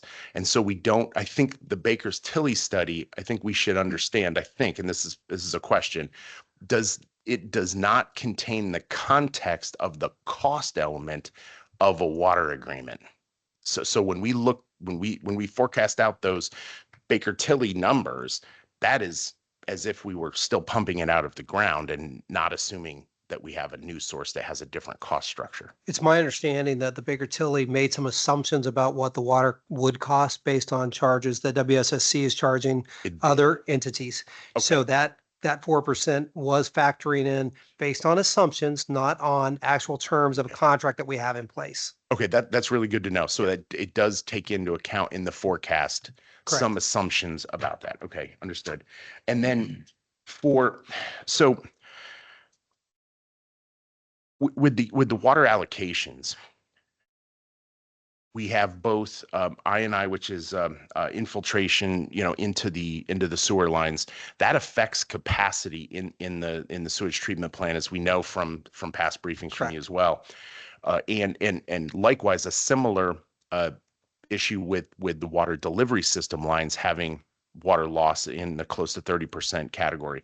With both of those areas, we have an opportunity to recover those if we make investments in infrastructure that would lower the overall system throughput. So it would reduce pressure on our permit and reduce the amount of water we would have to procure through another source, whatever that may be.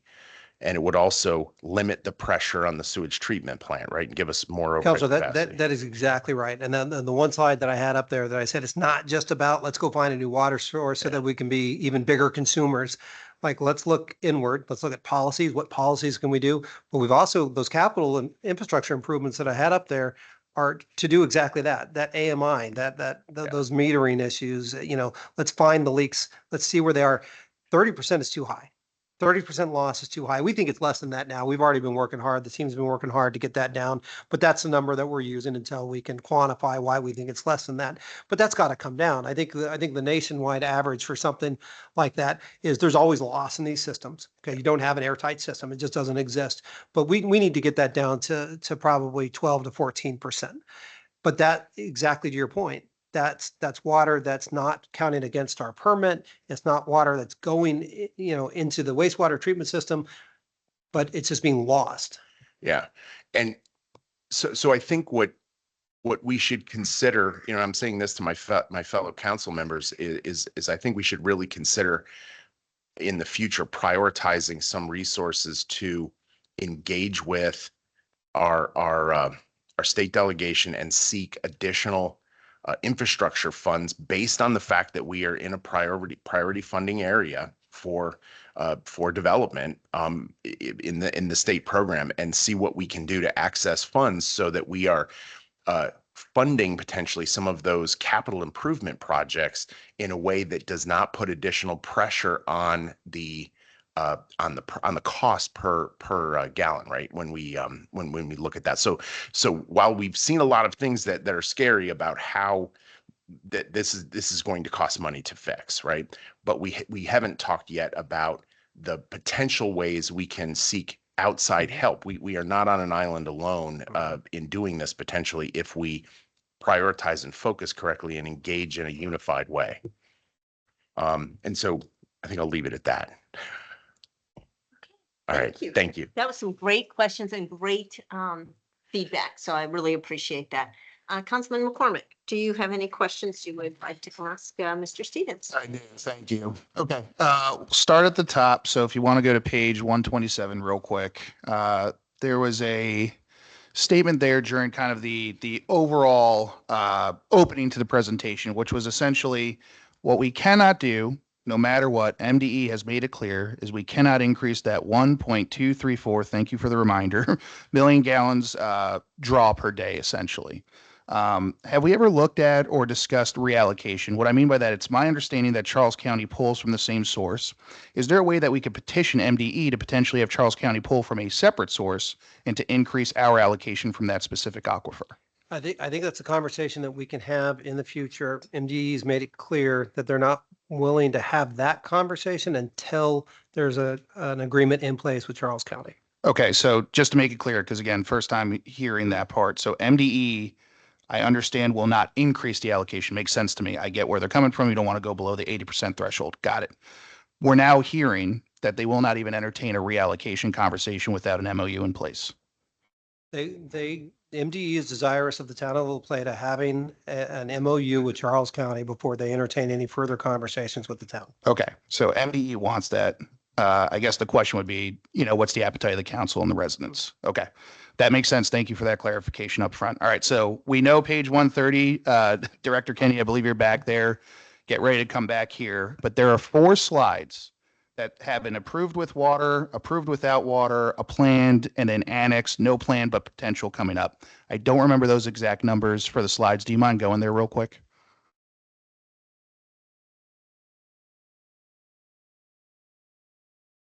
Yep, perfect. And we could just stop right at the first one. So here's my concern reading the document. This may not be the intent, which is why I think we have this dialogue and these questions. So these are not accusatory in nature. It's strictly for clarification and edification, which I haven't used in a while.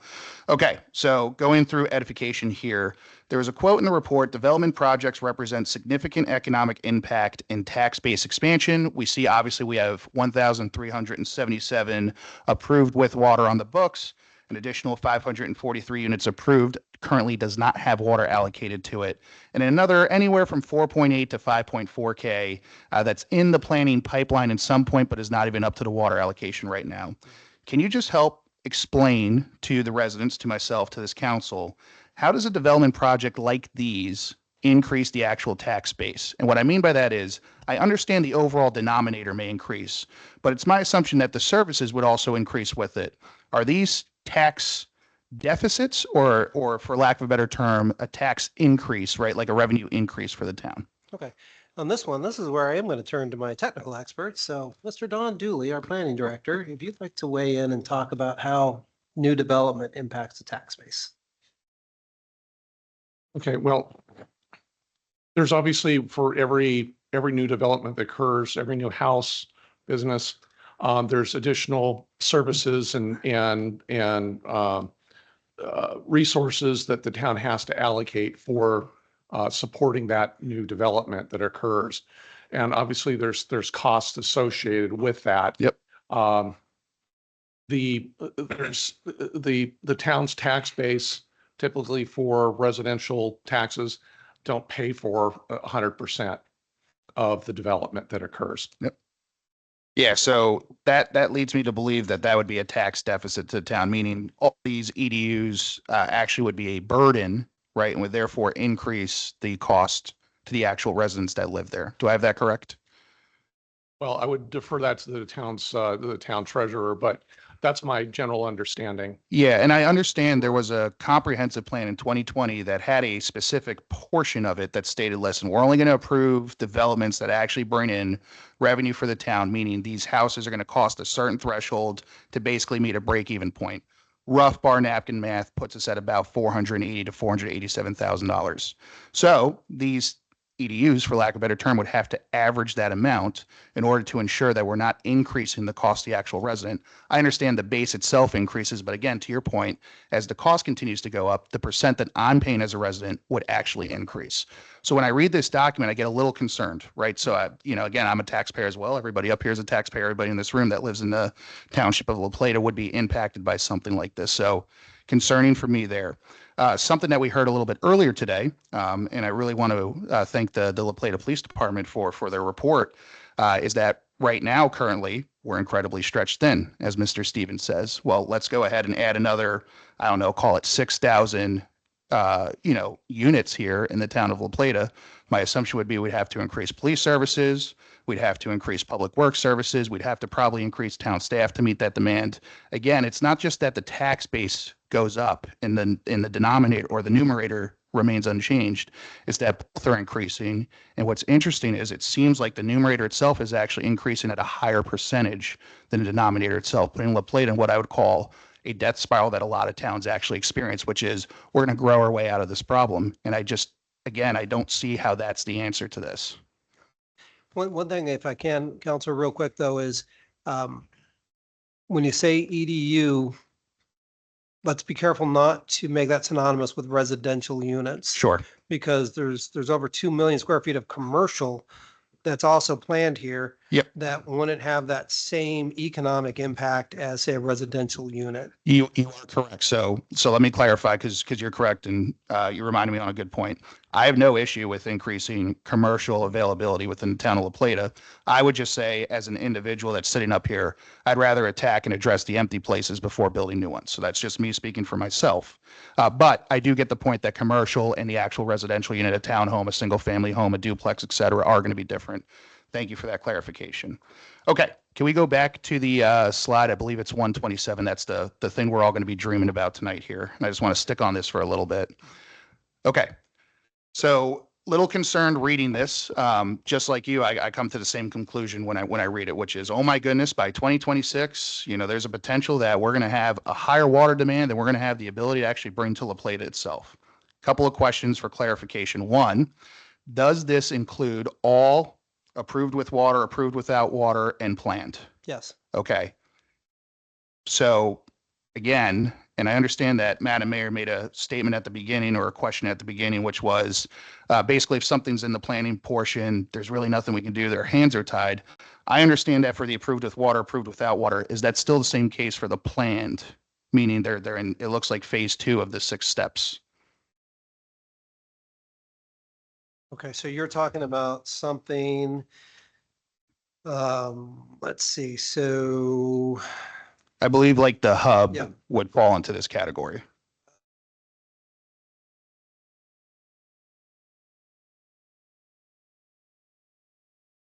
on table 3, maybe? Yep. Yeah, we could go there. Oh, no, because the hub is an annex site, right? Yes, with yeah, no which plan. is Sorry. Now West Village. Yeah, so we want to go one slide above that one. So, no, those are in the system. So they already have major site plans and plats that are in our planning system, correct? So they've already got applications in, they're in the pipeline. Sure. So there's an application in the pipeline. I've applied for loans before and been rejected. What's stopping us from rejecting these? Mhm. Well, there's planning processes, and maybe I'll turn this over to Dawn on how a planning commission will evaluate an application and determine whether or not to move it forward. So we want to make sure that anytime an application comes in, a landowner has a right to develop their land. Correct. Okay, so we need to give them a process, and it needs to be fair, and it needs to be applied evenly. We never want to be accused of being arbitrary or capricious. Yep. So there's a planning process, and we need to make sure that we follow that. So Correct. I don't know, Don, if you could talk about scenarios about how planning projects can. Yeah, I mean, Move it's, planning, when we have to, when an application's filed, we have to process it. Sure. As part of that process, we would normally look at, is there adequate facilities to serve it? Does it make good planning sense? Is Sure. it consistent with a comp plan, zoning ordinance, those types of things? And we can, obviously, we can deny those projects if it's inconsistent with our comp plan, the goals, objectives of that. Sure. And that's what we fundamentally that we look at when we review a plan for approval for a project, whether it goes to the planning commission or it's approved at a staff level. So I appreciate that. These projects right here met the demands of the La Plata Comprehensive 2020 Plan. The ones that are in table 3 you're referencing specifically? I'm at page 151. I don't know what I table that don't have is. that on my, Okay, so It's table, let's see what table it's is table 3. table 3. Okay. So table 3 shows projects that have been, that are proposed plats or anticipated projects that have not been evaluated and had an opportunity for review and approval at this time. We'll take Pine Grove, for example, over 3,100 lots for that. It's broken up into numerous neighborhoods. We know that 3,170 units out there are approved. So Pine Grove can go out and develop that at some point in the future, because that's guaranteed as part of their master site development plan that the town approved. The issues with water that we're having, for example, right now, we've put a hold on that until we sort that out.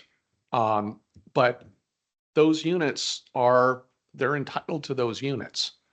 For projects like, for example, LaGrange is one that we're currently working on. There's no predisposed approval of the 52 units that they have there. There's a water allocation issue that Sure. would prevent them from fulfilling the recordation of a final plat map if it was approved.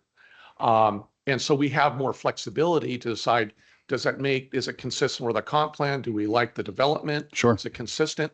And we can deny those types of projects. So there's some dissonance in the types of projects that we're fundamentally obligated to approve and those that we don't want to approve because they're inconsistent with our zoning ordinance or our comp plan. Yeah, and again, I would argue, just like you kind of argued at the front, if these do not meet the comprehensive 2020 plan, it's kind of our, hey, listen, this is the one thing we actually have to protect the town of La Plata. You haven't met the need.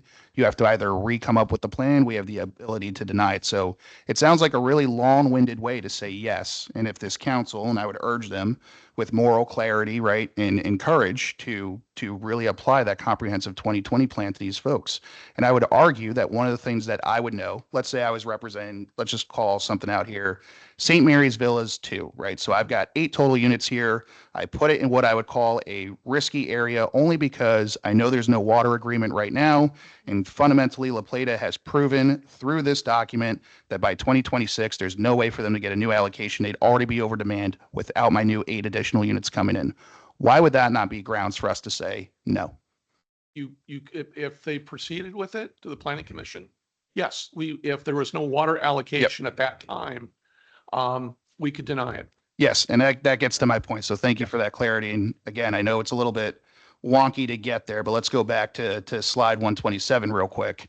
I think this slide, I was going to have nightmares about it tonight when I was doing the dreaming. Now I'm not super concerned about it. And what I mean by that is it looks like there's already a built-in overage of roughly 28.4% in development needed because we are putting in the sites that currently do not actually have to move forward with the plan if we do not have an MOU, water agreement, another source, a way to increase the MDE allocation. And it sounds like based off of the last 14 months of performance, we haven't been able to get an MOU. So color me skeptical on what happens moving forward there. We obviously haven't been able to increase MDE. They've made that very clear. So I think La Plata is actually negotiating and moving in good faith. And I think it's that we're hitting these regulatory barriers that allows us to fundamentally go to the developer and say, we have tried to actually get your water source. We as the town cannot. Councilman Gutenberg brings up a good point that I brought up two Tuesdays ago, which is, well, Senator Ellis is coming, right? Let's start utilizing some of our state resources there. But it sounds like La Plata has actually done a lot of things to kind of answer this question. And unfortunately, it's other regulatory agencies or other bodies that have said no to that. So I sleep a little bit easier looking at this, knowing there's already a built-in 20.4% overage there. So not super concerned. Then moving on to the actual leakage itself. So this is an important area. So the AWWA states anything over 10% is kind of out of compliance. That's, you know, again, you're never gonna have airtight. I'm perfectly happy to accept the 14% number just to go super high. If we were to cut down on our actual leakage by 50% to get us from 30% total to 15% total, we would actually have the ability, again, rough bar napkin math, to have an increase of about 800 units worth of projects, which would lead us to put us in a position where everything that's approved without water, we would not have to get another source of water to actually increase that. So, Mr. Stevens, I'll ask this question. It seems like this document puts us on a fast track to get an MOU in place to have this pipe built, but I don't see that being a need or necessity based off of the information that's been provided. I actually think if we reallocated funds, right, or increased funds or whatever it is to address the leakage issue, we'd have the ability to internally solve this for us to essentially say, okay, we're at this position and now utilize our leverage to go to a developer and say, we have done everything we can to get as much water as we can. If you want these next 2,000 plots approved or whatever, you have to go ahead and start footing the bill here. And you've proven we can do that by setting the precedent with, we currently have a developer paying for a staff member. Do I have that correct? Well, I think you asked multiple I questions did. there, Yeah, and feel so- free to answer however you want. Yep. All right. Okay. So I think the first part of your question was what we demonstrated in here, that it's not a one size fits all solution. There's, Yep. there's multiple, this is a multifaceted, it's a complex problem. It's going to be a complex solution. So Sure. there's policy decisions that need to be made. There absolutely, we got to address the infrastructure and reduce the water loss. Absolutely. So I think that was the first part of your question. And then the second. So we've set a question? precedent where we can go to a developer and essentially, because we are the town, we do carry weight in those negotiations, is to say something like, hey, listen, if you want this consultant on board, right, you're going to have to foot the bill and they're going to report through us. What's stopping us from going, listen, we have done everything we can to increase our water within the town. We've gone within compliance of the AWWA. We have a 15% leakage now. We're no longer leaking at 30%. We've tried to get an MOU with the county. They've said no several times, or we've hit an impasse. We've gone to MDE and put in a formal recommendation with them to increase our allocation or reallocate the water by having Charles County pull from another source, and we're getting no everywhere. You know what? If you want the pipe, you pay for it. What's stopping us from doing that? Okay. So you're saying what's stopping us from telling a developer that if you want to develop, you need to pay to bring a pipe down from wherever or provide. The current project we have right now, Or- DR Horton, you have 80% of the projected development, you pick up 80% of the bill. Villages, you've got Sure. 10% of development, you pick up 10% of the bill. Sure. I think we can certainly ask those things. I mean, master site development plans are absolutely no negotiation, and you can ask those kinds of things. I think in the case of Pine Grove, though, they've got a guaranteed allocation and that master site development plan has been approved. So I don't think we could ask that question. Sure. Again, I get why it's separate in the report, but there's another 5,000 units we're talking about. So I think those are certainly questions that can be asked. Does that answer your question? It does, yes. So we have the ability to ask it, again, just like a negotiation, they could turn around and say no, and then we should be able to turn around and say, okay, then we're at an impasse and you can't build here. And again, just looking at the 2024 survey of the town, I believe a lot of residents would be happier with that solution than rushing into an MOU with the county. Again, I only speak for myself and not the council. I do want to do one final shout out, and then I'll yield my time here. I want to thank Councilman Gutenberg, Director Dooley, and the entire Planning Commission. If you had not had an opportunity to watch the last meeting, please do. That was a really, really good example, in my opinion, of watching the town actually take a stand, right, and negotiate back and forth with again, I'm uneducated on this, but it looked like two developers that were in the meeting talking about two separate issues. We had the chief of the fire department, the volunteer fire department, coming in and explaining, hey, listen, we actually need the road a little bit wider. We understand this is the code, but this is what we're asking for. And then watching developers say yes to that, I thought that was a great conversation. So I just want to shout out both of you and your entire volunteer staff and say thank you for that.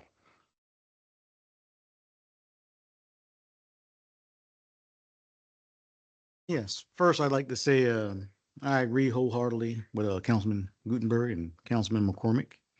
I've read through this very carefully, and I want to say upfront that I think you all did a good job based on what you inherited. And I think You inherited a mess, to be blunt. And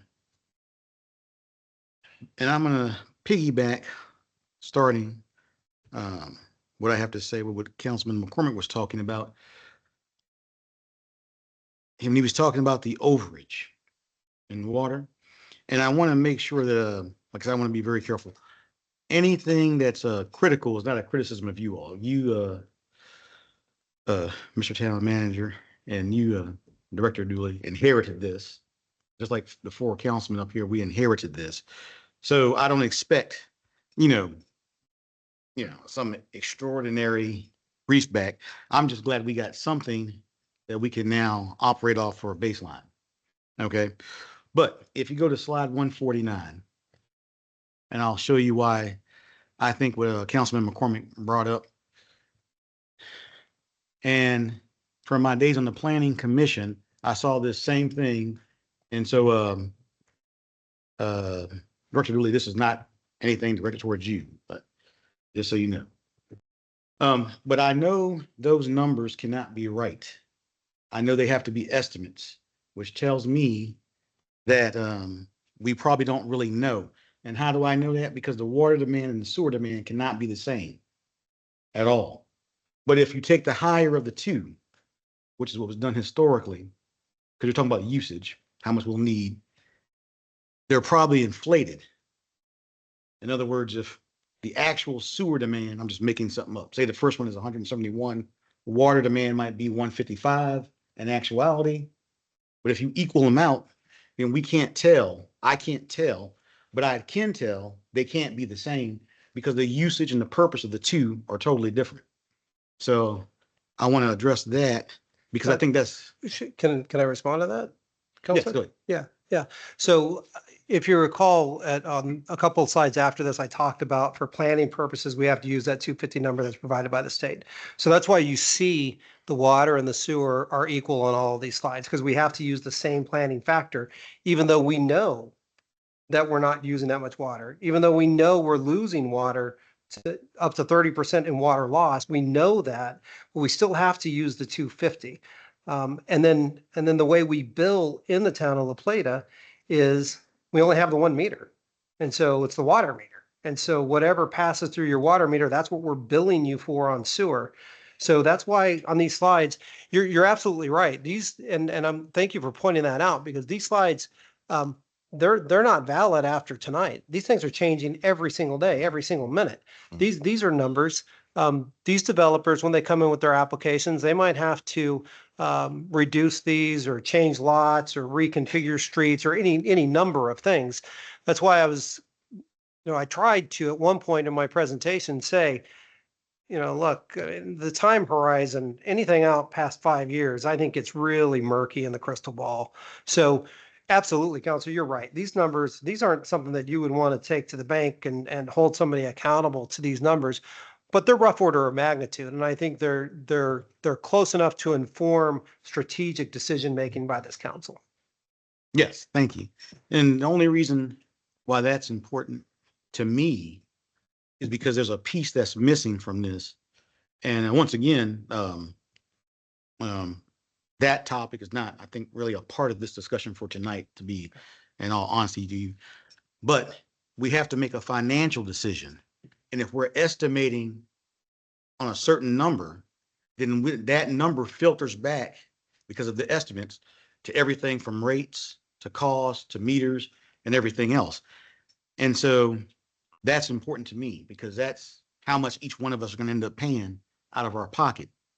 And so when I look at the slides overall, I ask myself, first of all, what is the fundamental issue? And in my mind, I can only speak for me, there's only 2 fundamental issues. Number 1, do we have enough water for our current residents?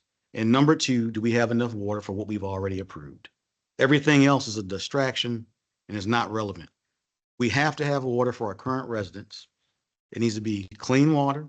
It needs to be supplied at a reasonable rate. And we need to have water for what we've already approved because that is good for business. Business has to have predictable and informed and be able to make informed decisions. So that should drive everything. And underneath those 2, there are 4 main components. One is the water needs. One is the wastewater issues, because these are all separate issues. Another big component, which is not really a topic of this discussion tonight in the slides, but is important. How is all this impacting the residents? And then conservation. All right. So those are the four separate, these are separate, distinct issues. And one of my concerns is that we conflate the four issues. They are not the same thing. The water issue is totally different than the sewer issue, which is totally different than the impact on the residents, which is totally different than conservation, but all of them tie back financially. So the first thing I looked at when analyzing this, because I'm looking at it from the residents' perspective, because those are the people that voted us in. Those are the people that we have to answer to. And so when I look around, I looked at this slide and I said, okay, what is the current constraints that we have? And once again, I'm looking at it from a financial perspective. And I'm just mentioning these things so we have a informed opinion. Number one, Moody's, the financial firm, has stated just as recently as August that it is more likely than not that the state will go into a recession. Okay, that's important because we just dropped our bond rating, and this is not to disagree or to be argumentative. I'm just saying I'm not sure the state can fund anything at this point. In fact, what I see is them pushing fees and expenses down to the localities. And when I say pushing it down, I'm talking about the next 2, 3, 4 years. I'm not talking about a short term. Number two, if you look at RE/MAX Realty information, and this is important, I had put something out to the general public about the rising foreclosure and eviction rates. Now, the reason I did that was because if you look internally to La Plata, and this is according to RE/MAX and their systems, 54% of our residents as of yesterday that are selling homes had to lower their prices to sell homes. The reason that's important is because you have a growing foreclosure and eviction rate because of layoff federal workers. That tells me that that will impact occupancy rates if the situation gets worse. There's a 2-month growing inventory. I validated this with realtors from several places to make sure that my information was right. In this town, this is not outside of town, in the town. So basically what we have right now is a seller's market. You can sell your house if you're willing to drop your price. And I would ask the residents to go out there and look and see for themselves to make sure I'm telling the truth.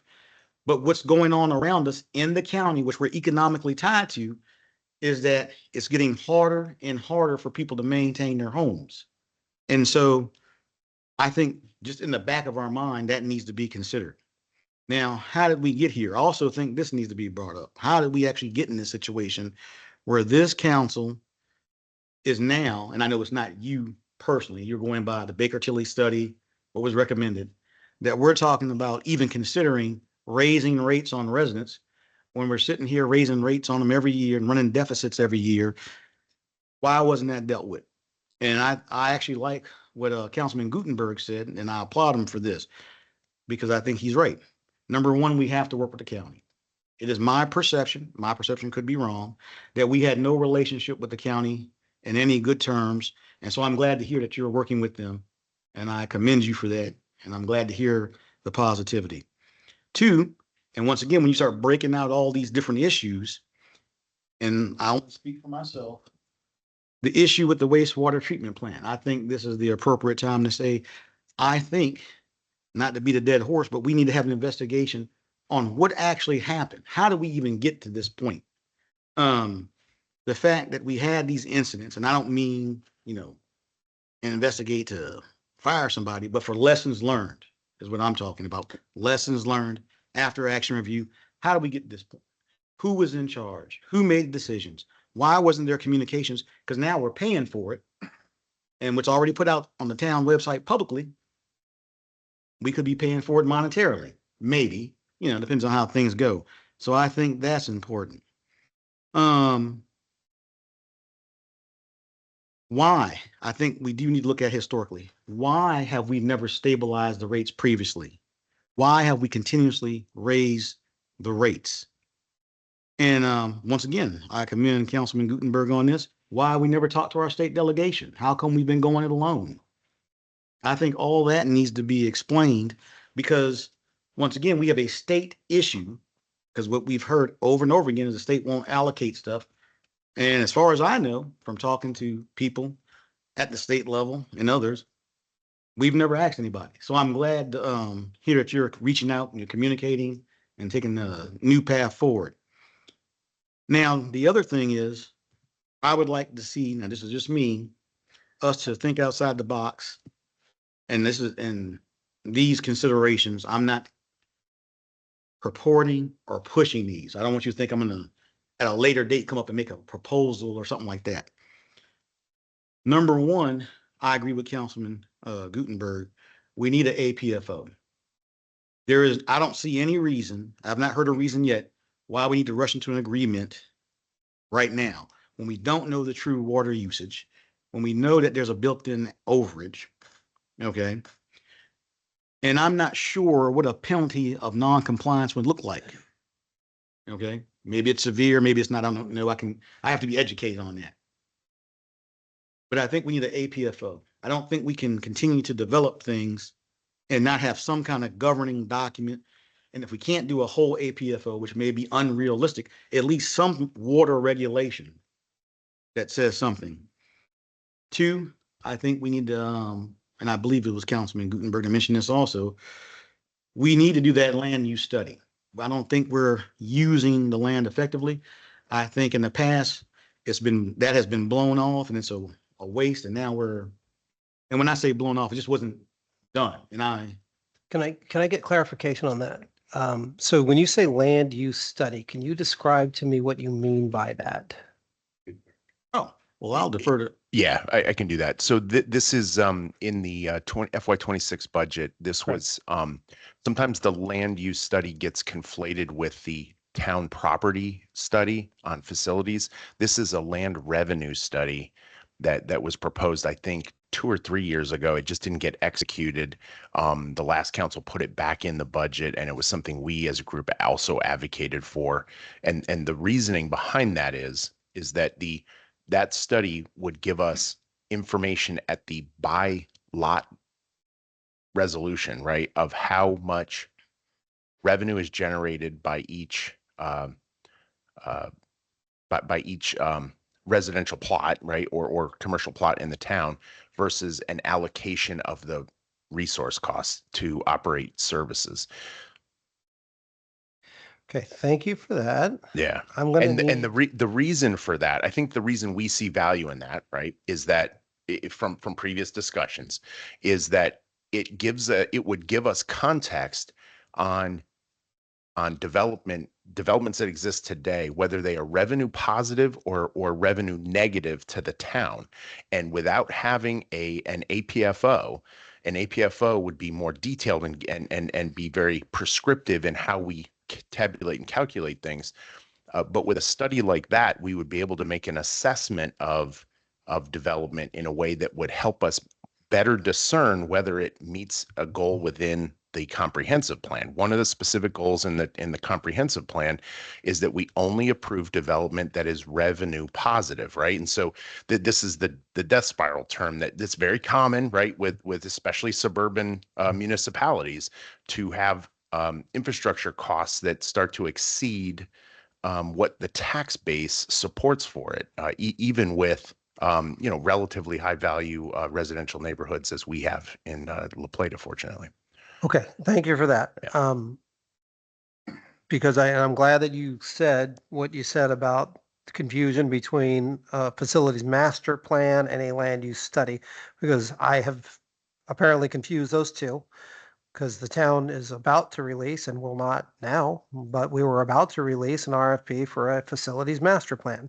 But it sounds like what you want is some kind of economic analysis by parcel or by And I by think, tract. yeah, and I think both of those items were were in the budget. Both are in. They were. So I don't think you have to stop doing what you Okay, were well, doing. good. Then we won't It's- stop something. yeah, It sounds no, like I yeah, have to wouldn't start suggest that. something. Yeah, Okay. they were both in, that's why I say they're conflated, is because when we were having the budget discussions, like right when we first came in those first couple of weeks, that was a point of confusion that happened a couple of times just in discussion. Okay. Land use study, I believe, was allocated $90,000. And I'm not sure for the facilities, how much that was. Okay. Well, I will run that to ground. We'll get those squared away. And then we may or may not be releasing an RFP on Friday for a facilities master plan. I'll let you know. All right. Councilman Sampson, is that, are you, Almost, okay? almost. I'm glad to hear about the recommendation, to look at the sewer leakage and upgrades. I think that is critical. I actually think that's a bigger priority than the water issue. I also agree with the conservation plan that we need to look at that. I think that needs to be flushed out. Also, one thing, and like I said, once again, I'm only speaking for myself. Doesn't mean I'm going to propose anything in the future. I'm just saying that these are some of the things I thought about. Since we already run a deficit with our water every year, I mean, it's what we do every year.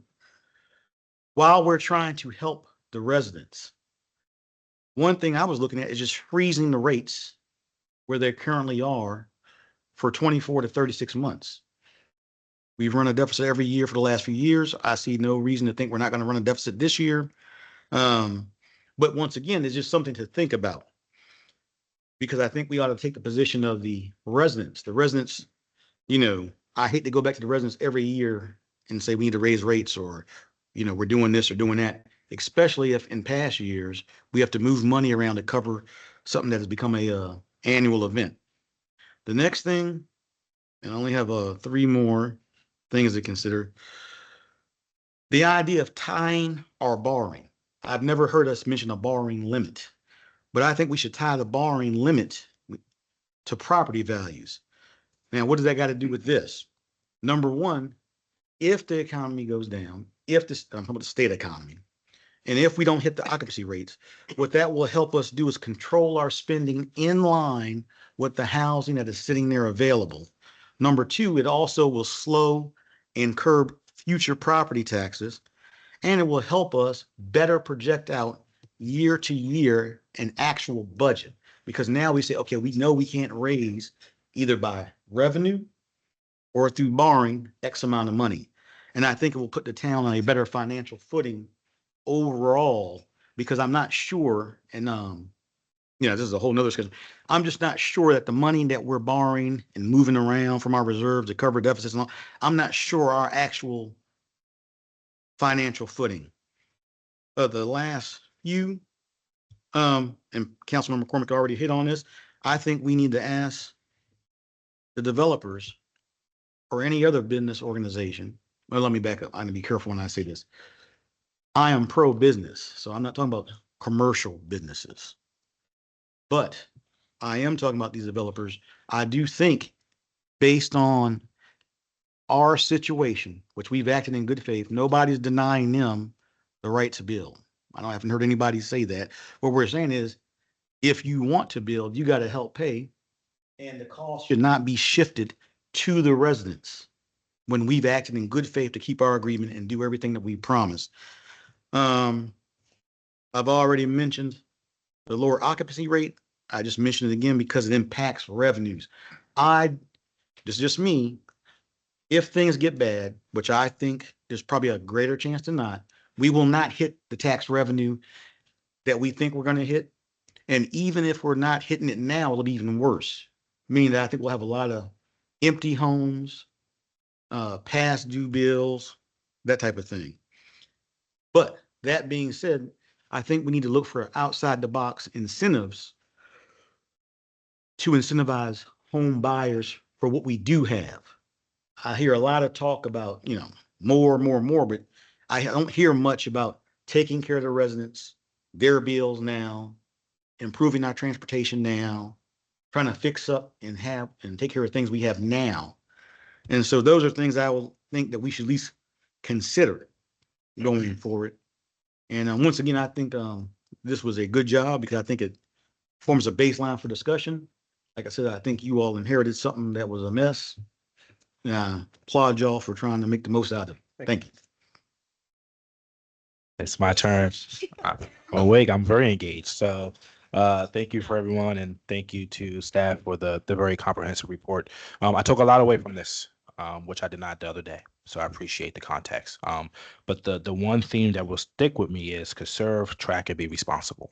Right. And, while this presentation really put the council on a fast track to a water agreement, I think it's very clear that we need to be in policymaking mode thinking about the future. So some things, I have very few questions. The water, in terms of the water costs, if we get this agreement, we understand the reality is there's going to be an increase to water costs.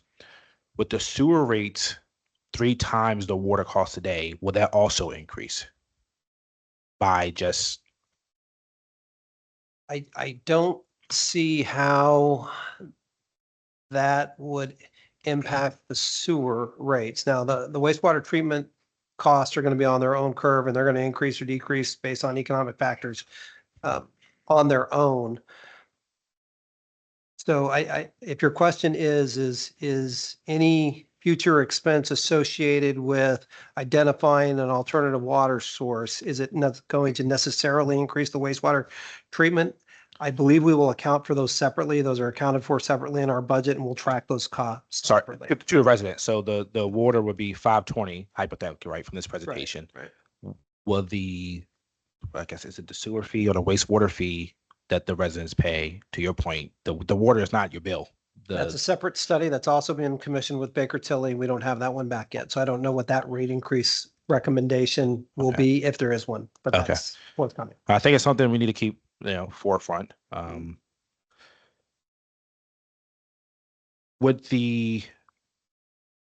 some comments about the infrastructure and, correlating the land revenue study to, is it net positive or not? Because that's going to help shape the planning commission and this council, and we can't stop growth. And I think I have a better understanding of that. The residents need to understand that we can't stop it. The property owner have a right to develop, but what we can do is manage growth, and we'll manage growth through the land use study for the comprehensive plan and the APFO. But what comes those things are also another financial aspect is the human capital, because the demand is going to increase. And I think that needs to be a conversation sooner than later. Like, we're planning for water because we know we got 6,000 to 7,000 homes coming, but have we started talking about the planning from a human capital standpoint? And all these are like intertwined, and that land use study, I think, is the first step to help us understand is if a resident is going to help pay for not only the infrastructure costs, but 3 more police officers, 6 more public works staff, or techs at the wastewater treatment plant.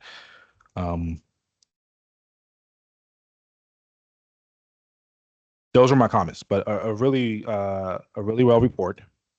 Thank you to everyone involved, and I know we had some really healthy conversation, and it should make the conversation on Thursday for our priorities just a little bit more easier. Thank you very much. And the only comment that I have, and it is just because Mr. Stevens is new and Director Dooley is new as well, and the council is new. This conversation really started back in 2008. And there's a whole history that goes on with trying to get more allocation.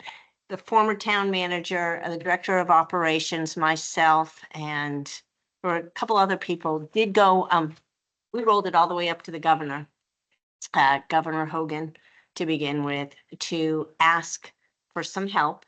And he rolled it back to MDE. And I asked the question, I said, it's a piece of paper and a pen. Can you not just give us more allocation from the only aquifer that we can pull from, and allow Charles County to either do surface water or do another aquifer? And we were up there 3 times, I believe. And they said that we need to try to work it out with Charles County. So that has been asked. So it was a very good question. And it was just one of those moments that sounds pretty easy to do. So it's not that easy. And I found that out by actually being there. So appreciate all of the hard work on this. I know that there will be questions once we all digest this a little bit more, and I encourage council to please email Mr. Stevens with the questions that you may have on this. All right, well, that concludes a very robust conversation on our presentation. Next on the agenda is public comment. If anybody would like to speak this evening, I ask that you state your name, whether you live in the incorporated town limits, and please limit your comments to 3 minutes. Anybody there? All right, thank you. And thank you for those that are out here either watching virtually or here in our council chambers, learning a little bit more about our water situation. And we learned a whole lot tonight. So thank you for that. Brings us to legislation, amended ordinance 25-06 for its second reading and consideration for adoption. Mr. Right. Stevens. All right, council, good evening. Chuck Stevens, your town manager. This is the second reading of an amended ordinance concerning the town of La Plata fiscal year 2026 tax rate for the purpose of amending the town of La Plata fiscal year 2026 tax rate enacted by ordinance 25-06 by correcting erroneous data provided by the administrator of the Heritage Green Special Taxing District and by authorizing an additional tax levy for the Heritage Green Special Taxing District and all matters generally relating thereto. Thank you so much. Do I have a motion to adopt amended ordinance 25-06 as presented? Madam Mayor, Yes. I make a motion to adopt ordinance 25-06 Town of La Plata fiscal year 2026 tax rate as amended. Thank you so much. Do I have a second? Second. All right. Any further discussion? One question, Madam Mayor. Sure. Go ahead. There's- Councilman. Mr. Stevens, I received one question from a resident I did not know the answer to. I figured you might be able to clear it up. So let's say in this Heritage Green area, a house or townhome is not sold. Who's picking up that tax burden? Somebody owns it, so it's the developer, I would guess, still owns it, and Right. that's who would pick up the tax. burden. Yeah, and I appreciate you making that clear. So again, moral clarity and courage is required by town councils, right? And I think this is a really good example, assuming that the vote goes similar to how it did 2 weeks ago. Really good example of the town ensuring that residents are not paying for this, right? Current residents, but either the individual that purchases the new land or the current holder, which you just stated is the developer. Thank you.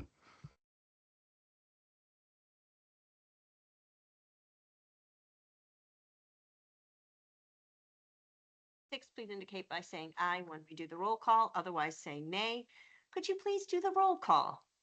Councilman Guggenberg, Aye. Councilman McCormick, Aye. Councilman Sampson, Aye. Councilman Johnson, Aye. Mayor James. Aye. Mayor, the motion passes.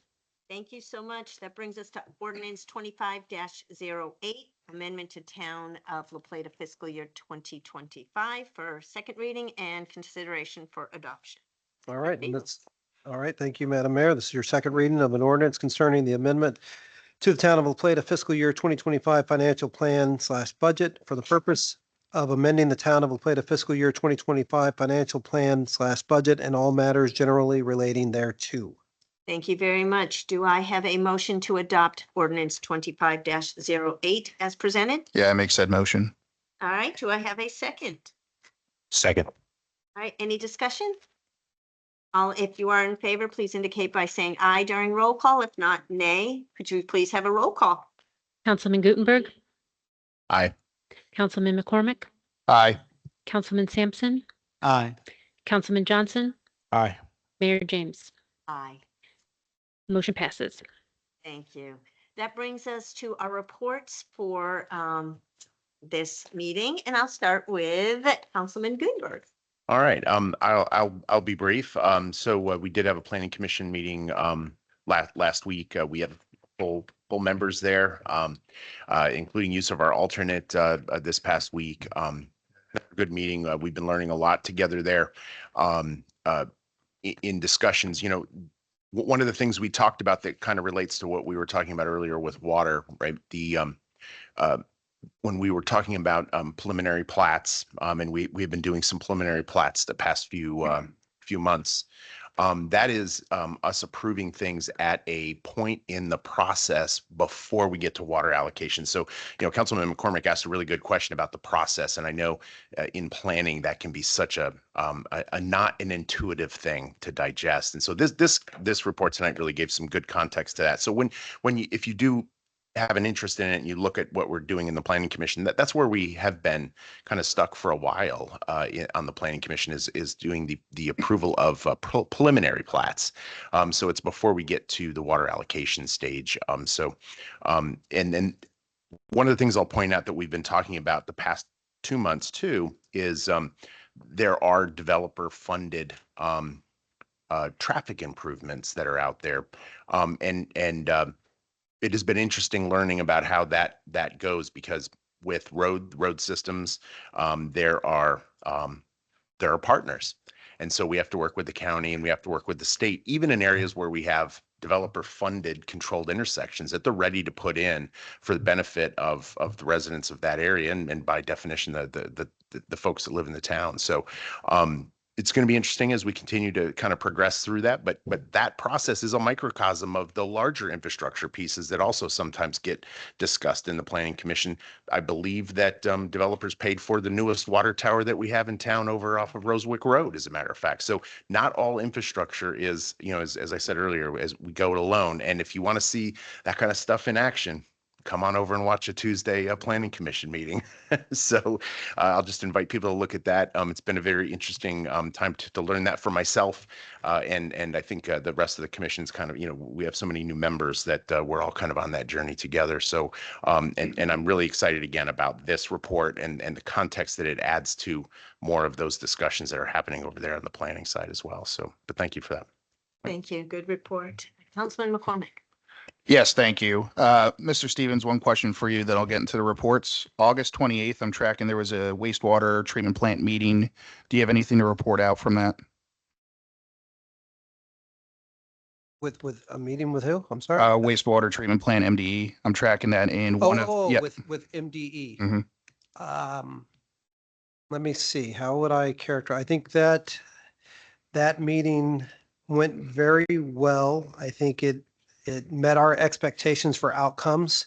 And I know I'm sounding evasive here because that's Understood. a Yep. regulatory compliance issue. So I think it went well. Thank you for that. No, I appreciate that clarity. Thank you. Okay, so getting into reports and new business real quick. So first, just a reminder to the folks, thank you very much for the report that you put here today when it comes to water. When you are dreaming about slide 127 tonight, please take two things into account. All right, when you go home. First is you can lop off almost a quarter of that projection everywhere. To Mr. Stevenson's point, we are using a higher threshold than what we're actually using when it comes to residential use of water. So that's a 20.4% overage. So you can lop a quarter off right there. Doesn't put us so far in the red in 2026 like the Baker Tilly study report maybe puts us in. The second thing is you can lop off another 15% if this council takes the action to address the leakage itself and put us just back into compliance. So again, rough bar napkin math, reality, assuming we were to take that action, does not put us on a fast track to require this pipe or get an MOU with the county. There are other levers we can pull, and that's where it gets us to what I think Councilman Sampson, Councilman Johnson, Councilman Gutenberg were bringing up tonight, which is conservation, other plans of action, et cetera. Thursday, this council is going to get together for a retreat, which is important, but it's actually the second most important thing happening that day. That is September 11th, right? So I think it's important for us to remember what happened on that day. So I'm going to make a formal motion, Madam Mayor, make a motion to instruct town to put out flags throughout the town of La Plata to commemorate 9/11. Before you take the motion, we already have that planned. Okay, That's so going to happen. So I apologize. The last communication I got back in May was only Election Day, July 4th, Veterans Day, Memorial Day. So good to hear. Big flag. Good to go. Okay. Perfect. Thank you very much for that. Just want to get clarity there. But again, very important to remember, obviously, what happened on that incredibly fateful day. I'm sure there's a ton of people in La Plata that were impacted by it. At the time I was in New York, my dad was a police officer. He was down on the grounds as well. So important for us to, as we always say, never forget. So never forget. while we're talking about, important things for the vision of the town. It's important for us to remember that as well. So thank you for taking those actions, Mr. Stevens and town staff. Thank you. Nothing to add. Yes, Mayor, thank you. I got a few things to update. First is the commission that I sit on. So the Parks and Rec Commission will meet tomorrow morning at 7:30. We will have discussion around Pine Grove and their amenities.